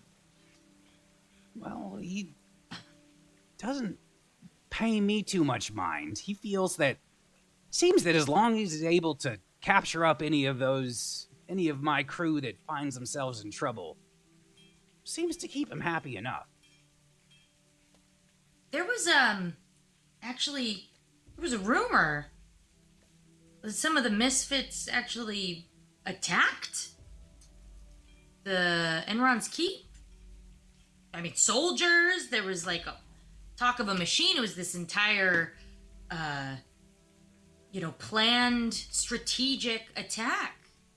I mean, and word is... Say that. What are what you saying? That's what I said. That's what I said. That's what the guards were saying. The Githyanki were talking about. I heard it over there. That's a silly rumor. We've never made any moves against the Gith. Surface thoughts? Surface thoughts? Surface thoughts are confusion. Like, straight up confusion. Okay. Like, what's this rumor? What's, like, basically, like, who could have said this? Who's trying to... You get this idea of, like, someone is using counterintelligence kind of thing, because that's something he's used to. So he's thinking about who could be trying to get them. Well, is that what? No. And he looks over at Sally, and Sally has a more stern look on her face, and she goes, "The meeting, huh? You think that's what that's about?" The meeting? The meeting? Mm-hmm. Meeting? Oh. Yeah, I mean, looking and, like, gesturing, it doesn't look like you guys have any kinds of soldiers here. You seem like a pretty peaceful bunch. I mean, do you really, honestly, you didn't attack anyone? Because I don't know how I feel about working with, people that just attack others like that. We didn't attack the Gith. That would be a death sentence for any of us. Yeah, I think they're pretty certain Who did you it's hear you guys. this rumor from? I overheard some of the Gith guard talking about it after supposedly it happened. It was just a couple days ago. It was a big old fight. There was I think there was like a party of some kind going on up there, and at this moment, it seems like the boss and Sally are having a conversation. As you're kind of talking, you can tell that they're not listening to you at this moment. And okay, the boss says, "Could it have been the Cylon brothers?" And then Sally says, "No, I talked to them yesterday. They're over at Sunrise Yard trying to get intel." And he says, "Well, what about that group that left us a couple months ago? You think they'd still be tied to us by any means?" And she says, "I haven't seen them. I thought they were gone." what did they say? What group? They just said Cylon's brothers, and then they just said a group. Yeah, they just said. We'll say that they said a name, Alain. Alain group earlier. I mean, if the Gith and Lord Havish think that you guys attacked them, and you're talking about some kind of meeting, it sounds like things might get really bad pretty soon. And I know I'm kind of new here, but I do know some people and I have my ways to get more intel, but I know we just met, so I don't know if I can trust you yet. Well, but I'm willing to help. In information. If you have something for us, we'll make sure we have something that you want in return. Right. If I want to talk to you again, what's the best way to come down here? Just the same way? We have another reason why many of us don't go by our true names, Meow. Now this Maggie, unless you have someone else, just say your name and you'll be on the list. You can make your way down here. Can I do an insight check on overall, since I've talked to him and since he's told me, like, did I believe him? Do I believe him, and do I get the general sense if he's, like, a good person in Shey's eyes or deceitful or... Give me the insight check, and I'd say at advantage because of the detect thoughts. I mean, Thank you. You're basically cheating insight. Okay, that's not bad. That's a 16 plus 4 for a dirty 20. Okay. It's been a mixture. You get hints of he's definitely, there is some personal pride there. There is this, like, every once in a while he hints at, like, this pride of, like, reputation. He takes a lot of pride in being disconnected and being in the position that he's in. And it's interesting to you, Shey, because the persona he's putting forward is a little bit more of that fake cockiness reputation form. And it's the detect thoughts that really gives you a little bit more insight into he's been thinking about his people. He's concerned about, like, you believed him when his answer was if he left, he'd be leaving people behind. That was a truthful sentiment. But there is always, like, the cross check. Like, he does seem to he does have his own personal agenda as well. Okay. All right. Well, I'll go find out if I can get any more information about Lord Havish and the Gith and this, this rumor going on about you guys attacking them, and I think before I leave, I'll go get some of that really delicious food that they were preparing over there. It's been a pleasure meeting you, and I really hope that we can continue to do business. And she wants to shake his hand. He lifts up a paw, like, let's not forget it's a little paw. Yeah, little paw. And he says, "Well, Meow, we're glad to have you. As long as, if you pitch in, you'll always be welcome. And if you're looking for some work that's a little bit more risky, you just let her know." And Sally gives you a wink. Okay. Then can I talk to Sally really quick and just... I have a friend who is interested in some more serious work and some more deep diving into intel and information. She's a lot better at it than I am. Can I bring her, or can I introduce you guys? Is how we work, yeah. Should we put her name on the list too, or would you rather come with her the first time? I'll see how busy she is, and she might have some friends, but they can be trusted, so... Can she bring her friends too? You're kind of asking a lot. Perhaps we should set up a meeting somewhere else? We can, yeah, it doesn't have to be here. Is there somewhere else? She says, yeah, that we've got several places that we can meet up on the surface. Okay, great. You want me to, are you going to tell me what that place is, or? Is this something you want to plan, like, do you have a date and time, or is this something you want to set in stone right now? No, it's fine. You know what? I'll just bring her solo. It's fine. I'll bring her solo, and then we'll go from there. I'm sorry, I don't mean to be asking so much. Well, I need to, I all of a sudden have some things that I need to do.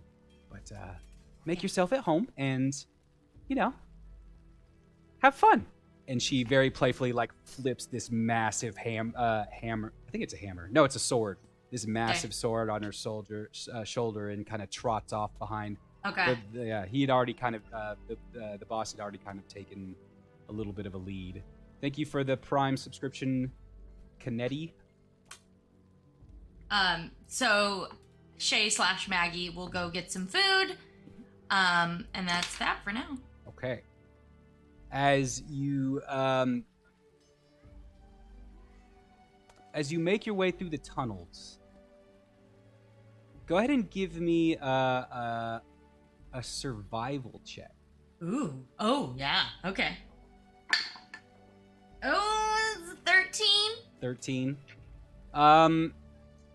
You think you were paying attention to where, but you were also like listening in and trying to hear about the explanation of like what these tunnels are and everything. And yeah, you get to this spot where you thought was the ramp up, and you look, and like you can tell that maybe there once was a door up this ladder. The ladder's still there, but there's rock that is crumbled in, and this like entrance has been destroyed or is unusable. And so you kind of backtrack a little bit, kind of look around, and like you kind of see these people, and they point, like two kids kind of in alcove, and they kind of point in a direction, and thank you, first time.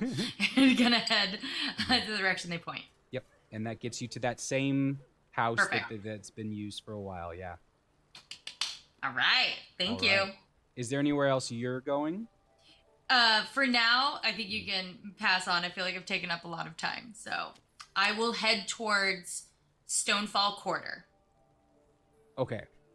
I'm in Stonefall Quarter. I will head to Spire Song Tavern. Sorry. Spire Song Tavern. Okay. Yes. Then, because I feel like then you would meet up with Lupin at Spire Song. So let's just go ahead and have that. Let's have that. You are still Maggie. Yeah, you are not Shey. Yeah. Yep. So you walk in. No one seems to recognize it. You get welcomed at the door by the hostess, who says, I'm going to go up to the bar and order a drink right next to Lupin as Maggie. Well, he's actually not at the bar. I'm not at the bar. He's at a table. He's at a table in the back. Oh, he's in the back? Well, okay, I'll go get a drink. And so do I see him? Give me a perception check. Curtains. I know, the curtains, they do make it difficult, so you probably wouldn't see him right away. That's a 16. No, you don't see him, but you do see that one of the rooms one of the private rooms does have people in it. The bar at this time is starting to fill up. You do have people taking up some of those central circular couches, kind of sitting across from each other. There's definitely servers taking around drinks. The music is starting to ramp up a little bit. Okay. Yeah, it's getting to she'll order a drink and turn around, and so like she's got her back to the bar and she's just like checking out inside as she drinks. Mm-hmm. So yeah, Lupin and Shey are there, unaware. Let me ask, Calliope. It's always fun knocking on the overlay door to see who's there. Calliope, Cherie, are you there?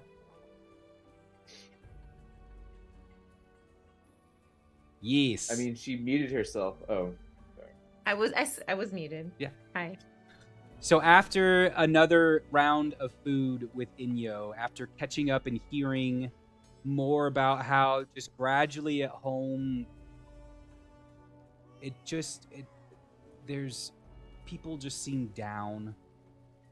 It's harder to like get people to relax and laugh. There's a little bit more somberness to your home. But the crops are still growing.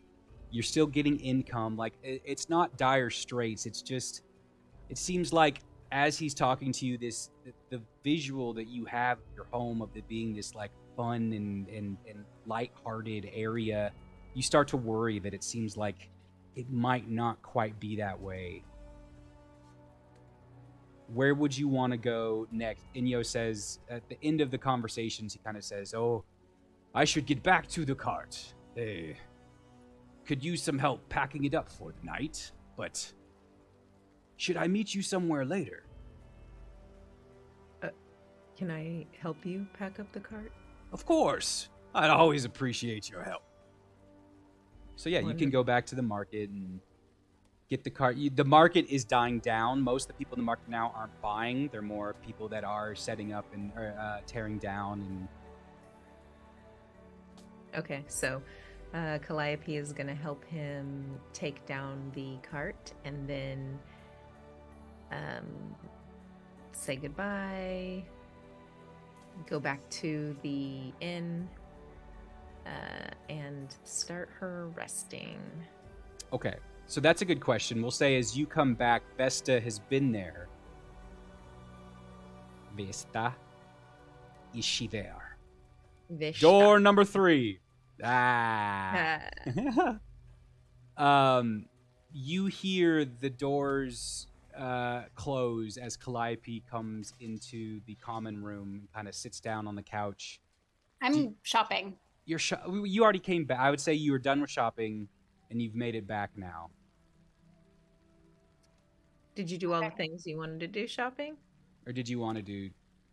Because you had said that you didn't need to do shopping. Can go look for something special? It's fine. I just want to make sure that I get at least $300 gold worth of diamonds. Do you have 300 gold? Yeah. Then yeah, it's not a problem. Someone's bowling? Because it when you first went to the merchant, they were going to upsell the diamonds, but because you're buying that bulk amount, you manage. It's kind of like that bulk amount seems to be already partitioned for certain spell components, and so they don't really haggle too much with it for that purpose. But if you were going there buying individual diamonds, it seems like they would have upcharged you. Okay. Then yeah. I guess then she would have gone back. That's fine. So, what? So we'll I say. I kind of figured that she was out shopping and then she'd be out for the rest of the evening until for My dinner bad. and stuff. But if you want that to happen, then she can definitely be back. Well, in the this would common be room. like 6 o'clock now. This is getting into the evening hours. This definitely is like Sure. the day has gone by. Sure. Okay, so what happened? So you're kind of in the room, packing away your material components, and Calliope comes in after her day's stuff. It's an interaction.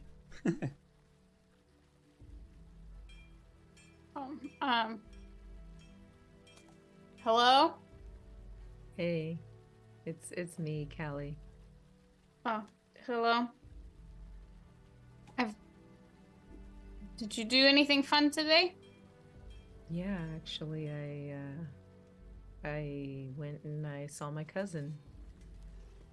Oh. He works at, he's a traveling merchant and he comes to town occasionally, but I got to spend some time with him and we caught up. It was great. How was your day? Sounds much more pleasant. I just went and bought a few things. Oh. Did you get anything fun? Just things in case we are in danger again in the future, which seems to happen like it's going to happen again, so Yeah, I I wouldn't think say you're it's right. fun. And Vesta, you do notice that Calliope looks quite different with her new hairdo, this kind of like cut fur pattern that's got these like designs in it, and she still has some massive bruises and puncture wounds. She's a sight for sure. You certainly got very fancy. Well, I just wanted to do something about the patches. I don't think they took too kind to me there. Well, I know they didn't. Apparently, there's talk about us being rebel inciters. Out in the town, that's what they're saying. Yeah, not everyone, but some. Oh, that's interesting. What's in? You want to go get dinner and listen to them more? That's what Calliope needs is another. And listen to who more? You want to listen to who more? People? I mean, what do you want to get to eat? Oh, I don't know. I guess we can just get something to the room. That's fine. No, I mean, I'm. Yeah, let's do a thing. Yes, let's go get dinner. I just figured that we probably should get dinner, and then we need to go talk to the doctor, since we went through the effort of getting the plants and the autopsy and everything. And I was going to do that myself, but then I figured I didn't want to go by myself and listen to him talk and then have to repeat it all back to you anyway. So I waited. Calliope's Cough, cough, Indy, who did not wait. He's not even here to hear the damn. No. Calliope's curious. Does she feel like, is she suspicious of Vesta? Because this is very, like, this level of talking to her. No, I'm just trying to get this above board. I'm just trying to get us out of this room. Because I haven't done anything in the last 2 hours. Oh. I'm just trying to let's go. So Calliope's like still is like hesitant. She's like, this is cool and I'm for this, but does this feel genuine? Okay, roll for it. Insight, 18 Calliope. plus. It is a plus. You say insight? Okay, so that would be a total of 22. Vesta looks about as thrilled as she possibly can be to go get dinner out in public with you. All right. Well, I mean, I guess it's not the worst date I've had, so all right. Calliope is going to she's gonna go. Okay. Before she goes, she's grabbing her great axe though. Sensible. If she didn't already have it, I'm pretty sure she probably always actually has You it. probably so had it, yeah. She did. I feel like she had it in the You said she was bruised and stuff. How do you look hit point wise? In the great metaphor of D&D. Oh, she. Like have half her hair burned off. Like. Oh well, wait. She got it fixed. When I looked last time at the part, it said she had like half. It says it's full now, but I think you were at half when I looked at your sheet last time.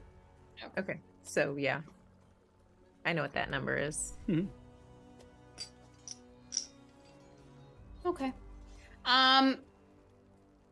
Do you want to try something other than Marcus meats? I feel like I have meat sweats. Yeah, that's probably a good idea. Do you think that there's something called like Vicks vegetables or something that we could eat that? Yeah, you know, yeah. I'm looking right now. I'm looking. Please, Does please. Calliope remember anything from the market? Yeah, y'all been to the market now. Yeah. There's definitely. We could eat. There was a storefront that seemed to do. It's more of like it's. I gotta think of a name, don't I? You're gonna make. I have to have a name. Do it. Just for giving a great Do one. it. It's Bolin's Bowls. Bolin Bowls. The Bowling? alliteration. Is I have is to. that I a can't head not shop? do Is that it. Well, no, it's actually like it's almost like the Mongolian grill type thing where you get a bowl. Meanable. Huh? Or meanable, or just yeah. Yeah, where you get like a bowl of veg, and you can either cook it or not. So it could be like a salad where you get like veggies and sauces and stuff in a bowl as a salad, or you can cook it up and saute it and have it as like a bowl of hot food. So it's like cold or hot. Do you want your veggies cold or hot kind of thing? Hot, definitely. And this is in the Trader's I like Quarter. This is kind salads. of I in do that like same salad. area next to Marcus Meats and next to kind of not quite to Coco's. Hers is a little bit more further down the way, but filled with some of these areas around here. Okay. All right, we'll come back to you. So you guys we're saying it's like nighttime-ish, like early night, dinner time. Calliope and Vesta are at the Bolin's Bowls, and then we'll say by this time, a waiter at the Spire Songs Tavern brought drinks to Lupin's table with Tristy and Saba, and while it was open enough, it happened to catch Maggie's eye that Lupin, Tristy, and Saba are in fact here. Thank you. Mm-hmm.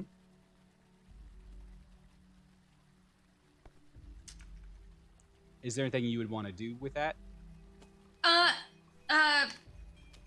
No, because she wouldn't go in there if they're all in there privately with the thing. So she's gonna continue to just kind of watch and scope and wait. Okay. Lupin, how much longer would you stay? You can tell, like, as the conversation starts to run a little bit longer, Saba seems to be getting nervous, and she says, "Don't you think we should get back? I feel like we're gonna get questions if we don't go back." And Tristy says, she kind of thinks, and she says, "Yeah, we have been away for a while. I'm kind of just, I have a post tonight where I'm just hanging out at the tower. I'm a tower guard tonight. Stop by if you're bored, but I should probably get over there." What? I guess we all have our jobs to do. But keep me in the loop. I want to help. I will. I'll be around. Okay. You know, it was funny. Vraka did mention your group when she heard about Buck being the new leader.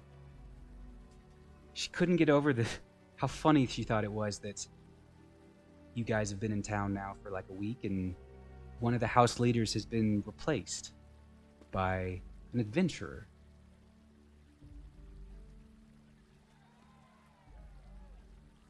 Well,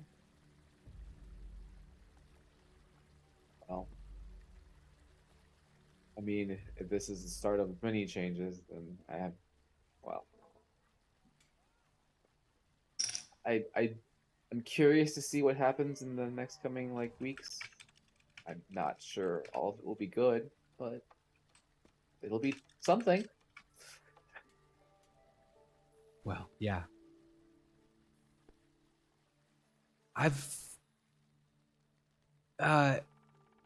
It turns out too that that we're being prepped for the meeting over at Sunrise Yard. Right, yeah. She wants... Lars, are you going to beat, like an Baraka escort wants a of strong Baraka? showing, yes. She wants... Most of us will be there. I mean, assuming that I'm still in the good graces of Havish, I would imagine I'd be there, but who knows? Well, that shouldn't be the next time we talk. Perhaps I'll try to find you out tomorrow. Have a good shift. All right, be safe.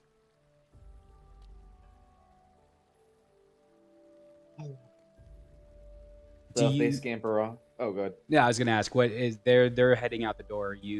What are you doing? If they scamper off, I would probably, I'd probably get up and, what I would do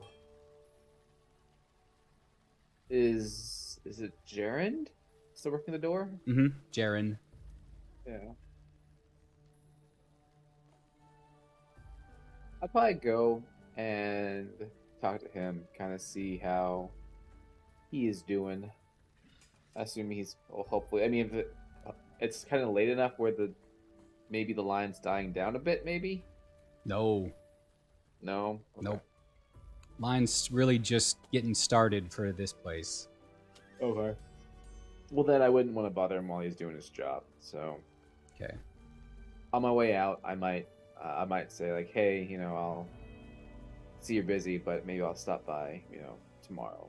Like, see how Yeah. things are going. Anytime. Take it easy. Shey, are you staying in or? If he left, she would finish her drink real quick, set it on the bar, and then slink out into the night after him. Cool. Yeah, let's. Do you cut him off? And wait till they are somewhere far enough away, and then she would go talk to him as Maggie. But we don't do that today. We don't have to do that now. We can do that later. But she's gonna go approach him. Yeah. In the street. Okay. Man. Okay. Where we're at now. Vesta and Calliope are eating. Lupin and Shey are walking. Mm-hmm. Envy is still with Buck. What a day-long delight he's had. We are definitely going to decide for him what he has done in those few hours. It's all in a name anyways, okay? Punishment for sleeping in and not showing up.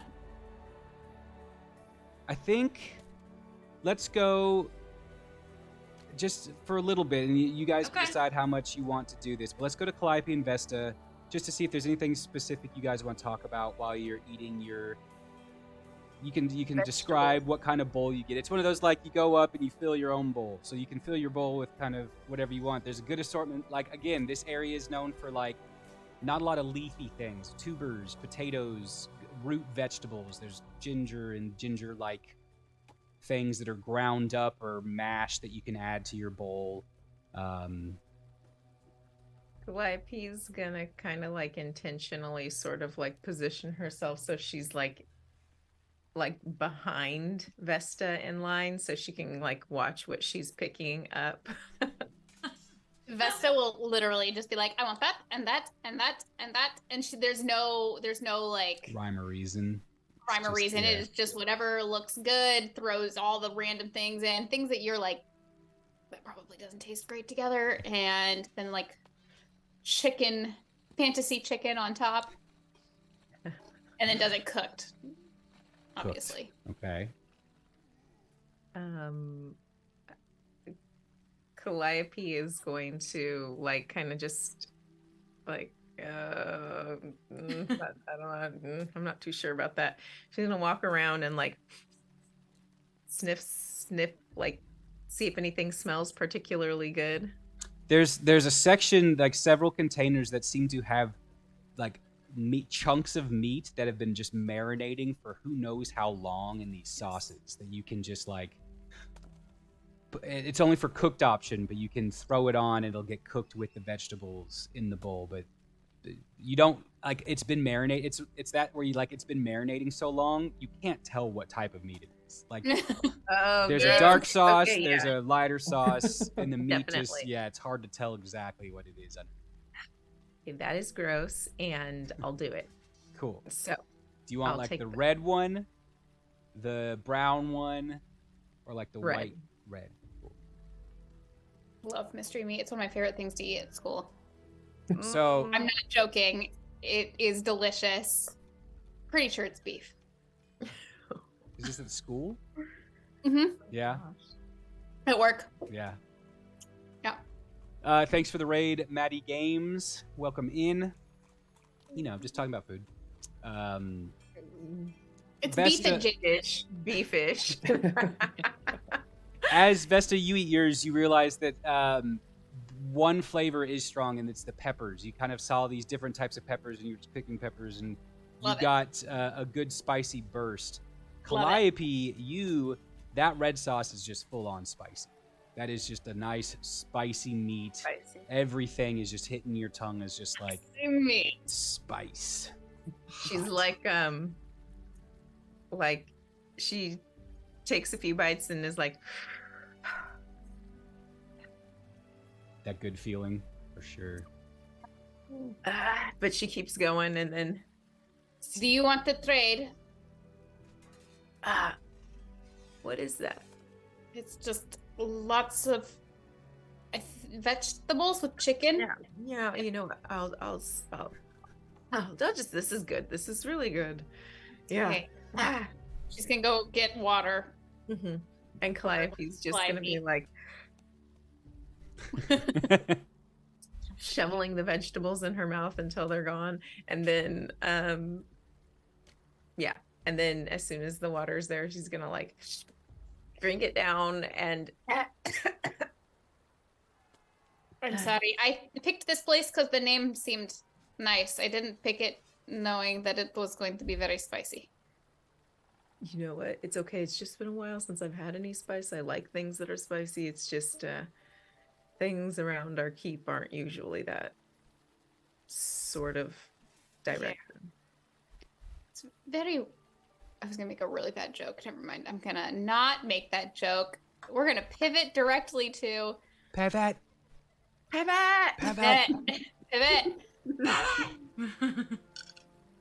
Is it... I really want to know about the body with the doctor. And I really want to take the plant to the doctor. Don't you want to know what's going on? Yeah, it's probably a good idea. All right, let's go. Do we think Lupin is out here still with his girlfriend? Because he's the one who had the plants. Or did he leave them in the keep? I doubt he did. I know Lupin in his bag of holding. I know. Well, maybe we should try to find Lupin. Do we have to do anything else? No. I'm gonna look around and just see if anyone seems to be watching us. Give me a perception check.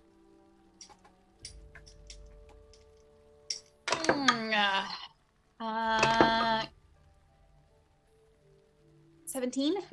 17. You look around inside the restaurant, and at this time, at dinner time, it's packed enough, but it's a lot of people conversing. It's a lot of groups. People out having dinner with friends, people having dinner with, there's some families. You kind of like try to focus in on the solitary people to get a good idea, but for the most part, they seem to be staring into their food or ale in front of them. No one really standing out is like paying particular attention to.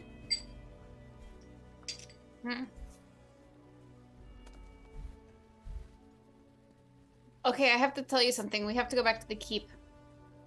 Okay. Why? Because secrets. I'm not going to tell you in the middle of a busy place. All right. Also, I want the things out of Lupin's bag. Should we find Lupin on our way back? Yeah, I'll probably be able to spot him.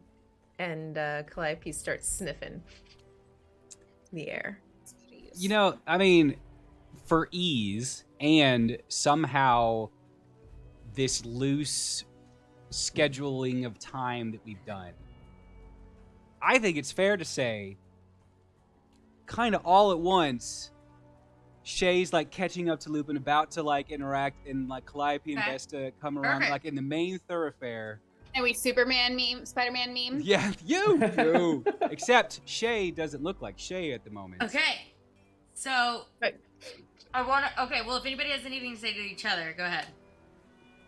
No, but I think that Calliope is going to, like, if we all come up to a circle and Shey doesn't, like, does Shey smell like Shey? She's gonna, like, kind of like... Well... I mean, that's a good question. If you're good going to go that question. far, I'm going to start doing what I'm going to do then. So, Maggie comes up and she starts leaning. Hey, sir. Look at you. And this is to Lupin. Yeah. Your bird's so soft. It's so nice. How would you do tonight? I'm going to say, do I know you? No, but you could. Oh my god. You want to. I'll pass, and then I keep walking. What? Does anybody have any water? I'm feeling very good. I'm starting to spin. And then I'm going to turn to Vesta. Oh, hi. Oh! I need some If water. you vomit on me, I will incinerate you. And then turn to Calliope. I just need some water. I just need some water. Oh, yeah. Calliope's gonna look around. Is there anywhere that looks like there's water nearby? Yeah. You coming from that row of restaurants? We'll say even like just on the street, there's like tables and stuff, and there are people like. There's not an empty water, but there are people with water glasses not too far. Okay. Also, did we decide if I can smell that it is Shey?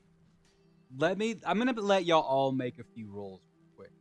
Okay, because that will determine how she reacts. Right. So just for ease, we're gonna say like how this kind of went down is Shey, you were catching up to Lupin because you wanted to have this interaction, and like right as you were getting close enough where you realize he's probably notices someone's behind him, you see them come, but a distance, like at a distance, and you know that your time is kind of now. So you do your initial pass, then Lupin kind of keeps on walking. You kind of walk to him as Shey and Vesta and Calliope are coming up right now. So we're saying right now, you guys, like as you guys are coming up is when Shey was talking to you guys, and like you join the circle. Shey says, almost throws up on Vesta, almost throws up on Calliope, the water. But yeah, that's where we are now. So let's have Calliope give me perception. I mean, let's have everyone give me perception. Beautiful. Like, each one of you. I mean, you guys are like so pretty. Perception, you say? Mm-hmm. She's collectively hitting on everyone. This is pretty bad. It's 11. Mine's worse. It's 7. 25. Did you do advantage because of smell? Oh yeah, I did not do advantage, but I will. Yeah, you should. I didn't mind specifically say. Oh my god, I got a nat 20. This is my life. That's really good. Do I get to even roll for it? Yeah. Cool. Anyway, so nat 20 on my. Yeah, so deception from Shey. Oh, that is a 21. So it wasn't a nat 20, but it was 21. Vesta, you had a 23? 25. 25? Jeez. I'm very, very perceptive. Very good. Oh, perhaps if like you weren't in this like circle of your most recent companions, you might not have made the connection right away. But the way this person is acting so casually, you haven't seen anything like this since you've been in Gorespire, and it immediately hits your head that like, this is weird. Calliope, you get Shey's scent. You like, yeah, you smell it. It's there's other new scents. The Coco LaRue's had some scents, some drinks, and some aperitifs, and what are those bitters that you probably haven't smelled before, but okay. Yeah, you Calliope, catch on though. Okay, so Calliope is gonna pick Maggie up and carry her. Whoa! What, are you gonna take me to the room? You're gonna take me to a special place? Calliope is just like yeah, somewhere you can lay down. You're but so strong. Water. And then Calliope's gonna take one of the waters off of someone's table and give it to her. Hey, I was drinking that. And say, I'm sorry for that. Can I replace your water for you? Well, I bet you, please? Yes. It's just water. Go get your own. It's fine. It's like, go bye-bye. They brought it to me. Is there another water on the table? Yeah, the girl that he's there with has that water. Could we have yours too, and I'll bring you both new waters? Well, I guess so. And she hands it over and kind of laughs at the situation happening here. Thank you. And then so Calliope's feeding these waters to so kind. Shey. So kind. Flashed in her face. I was waiting for it, but she's so nice. She didn't do it. Vesta's gonna look over at Lupin and go, that is Shey, yes? Oh no. I'm gonna yes. I give based on my perception, I would like, that's Shey? So I don't care for how. Wait, you said that we figured it out, or we're curious? I was saying, Calliope smells Shey's smell. You are more about, you know that this is a fruit. You don't know what's wrong. Okay. But like okay. being in this situation though, your mind goes to Shey though. It does go to Shey because you've been in more of this situation. It's not just like in a new place. You've had conversations with this group of people before. Yeah. And as hard as she's trying to have this new persona, there's a few things you catch up on, like, of her quirks. So Calliope's gonna like scoop her up, walk her back to the group, set her down, go back and get some water to put in the same cups that. Okay, well, while she set me down, I'm gonna go, come on, you guys, come on, I got a secret for you. And I'm gonna, like, run to the closest alley. No! Oh. Come on. Okay, so she runs to the alley. Okay, so Calliope's gonna get the waters filled up. And do you wait for Calliope? No, that's such a dumb thing for me to say. I'm sorry, what? No, so it's gonna take you a second, so I want to know if she waits for you. Oh. I think that Calliope's actually just gonna, the smart thing would be for her to follow her over there immediately. So you don't do the waters. And oh god. Can I as I'm going, can I flag down a waiter? You can try, yeah. Shey's gone. She's in the alley. Yeah. She's going to the Moral dilemma. Moral Vesta dilemma. will follow with a nice little produced flame in her hand, And ever so Calliope's, wickedly grinning. Calliope's like, oh no, stressed out. So she's gonna take the 2 cups. She's gonna run inside and say, hey, can I get some water in these? Okay, so while you're doing that, Forget the water. Forget the water. she's gone. It's too late. It's too late. So the Too three late. of you make it to the alleyway. You know where she is. You're just not going to be there right away. Like, do you wait for her or do you say anything? Either way, it doesn't. I mean, it's just one way or the other.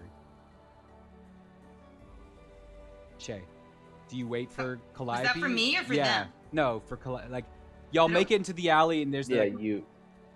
Calliope's not there yet. Are you doing anything to show yourself? Like, are you doing anything right away? Shey? I thought you said Calliope. That's why I'm sorry. No, I'm saying Calliope's not there, but I still want to know what you're doing. As soon as we're in the alley and there looks, I just want to make sure no one's around before I drop form. That's all I was doing. There's 3 of us or all 4 of us? Just 3 of you for the moment. It's gonna take. Yeah, she's not gonna be gone for long. She's just not there right. I was just. I just wanted to like get far enough into the alley that I don't see anybody like on the street. Which way did you go? Did you go towards the Trader's Quarter or the Stonefall Quarter? I went right off the street. I just went like the closest spot that's like right where we all met. Stonefall Quarter, yeah. Less going on right there because the other side's the market. So you were on the main thoroughfare when y'all met. So you kind of go away from the restaurants, which is where Calliope was going. That makes sense. Okay, so give me a perception check, all 3 of you, to see if you have kind of this area to yourself. Natural 20. Whale 17. shit. 13. Hold on. Perception. So You're not with us. Shey. Oh, I'm not there yet. I haven't yet, gotten there. Not quite yet. Y'all none of y'all see anything like right away, but Shey, like as you look around, it flashes that this is a little familiar. You know that you're relatively close to the structure where you went down below. It's in this general vicinity, so there might be some of the misfits close by, but it doesn't look like there's any in your area. But you know that you're. So with a natural 20, are we alone or not? Yes, it seems like you're alone. Yeah. Hi, you guys. I just wanted to show you a quick little secret. That's right. And then she's gonna drop for him. Hey! Hey, look, it's you. It's me. Cool secrets. Do you have more secrets? All right, Calliope, you're there now. And Calliope's just like, what's the secret? I mean, there's always more secrets, but no, I couldn't do it right in the middle of the street, and I saw Lupin, and then you guys, and like, I just needed you to come over into the alley. That's it. I just didn't want. And then it dawns on Calliope that not everybody could tell that it was Shey immediately. Oh, okay, good. I'm really glad that was the secret. Yeah, no, the water thing, I was just trying to get you guys to come with me, because I was just... Never mind. It wasn't supposed to be a big deal. I just wanted you guys to know it was me, and I couldn't show you in the middle of the street. That's all. Vesta's looking at her, definitely convinced that the drunk part was not an act. I did find a really good cocktail spot, though. Over in the Trader's Quarter. Snooty people, though. I'll tell you guys all about it. What have you guys been doing? I bought diamonds. Fancy. It's to keep you alive. Oh, yeah. I want to go to the doctor with the plants. Yeah, it's about time we get him that stuff. We've almost died for it. I mean, shit. I mean, it's looking at, my watch, if I had a watch, I suppose. Looking at the positioning of the sun. Yeah, of the sun, yeah. What are those things that are in a garden? Sundial. Sundial. Can you just have like a watch with a sundial, and then you just stand in the right place and know where to face north? You know, be like, okay. It's like, we can now. It's kind of late. It's not quite like super late. What did you do? Oh, sorry, Vesta. What? He said 6 or 7. Oh, okay. Going on 8. I was just gonna say, I shared what I did. What did you do? I did a lot, you guys. So I just wanted to go peep these protests and those crowds that were chanting our name and then not chanting our name. And I got a little bit of interesting information from that cocktail place that I went to. But then I actually saw you, my dear, Calliope, talking to another stud muffin. But then somebody said something derogatory about you, so I ran after them and then found myself going down a secret passage, and I met the boss. You mean the boss that we were trying to talk to? Yep, that one. Okay. Totally didn't mean to, but, couldn't really pass up the opportunity. I was, like, right there, and the opportunity was beckoning. Fair enough. So How was that? Wait, is anybody around? Like, does it like? I did a natural 20, and it showed, at least when I dropped form, that nobody was around. Okay. And still nobody. Okay. Well, Not that's quite. a good Like thing. Does there was Calliope one time that a group was crossing on the street. They didn't see you, but you kind of Shey lowers her voice for a good bit and kind of pauses and waits for them to get out of proximity and then starts speaking again. So like you're keeping an active eye and ear out. I mean, that's a good point, though, Calliope. Like, really want to tell you? I want to tell you about what we did, but maybe we can do it at Nuthanoal's. It's a little bit safer there. Yeah, that's a good idea. I mean, we can go. Has anybody seen Envy? I have a feeling he's with his boyfriend. Oh, yeah, that's a good point. Speaking of boyfriends, how is your girlfriend? She seems fine in her new position. So... Yeah, we definitely want to know more about that, but maybe not right here, because the spot where I went to go meet them was like right around here, so, Okay. We might want to like... Yeah, let's... So we're going to Nuthanoal's now? Yeah. Alright. Faster he gets this stuff, faster he can start experimenting with it. Okay, sure. All right.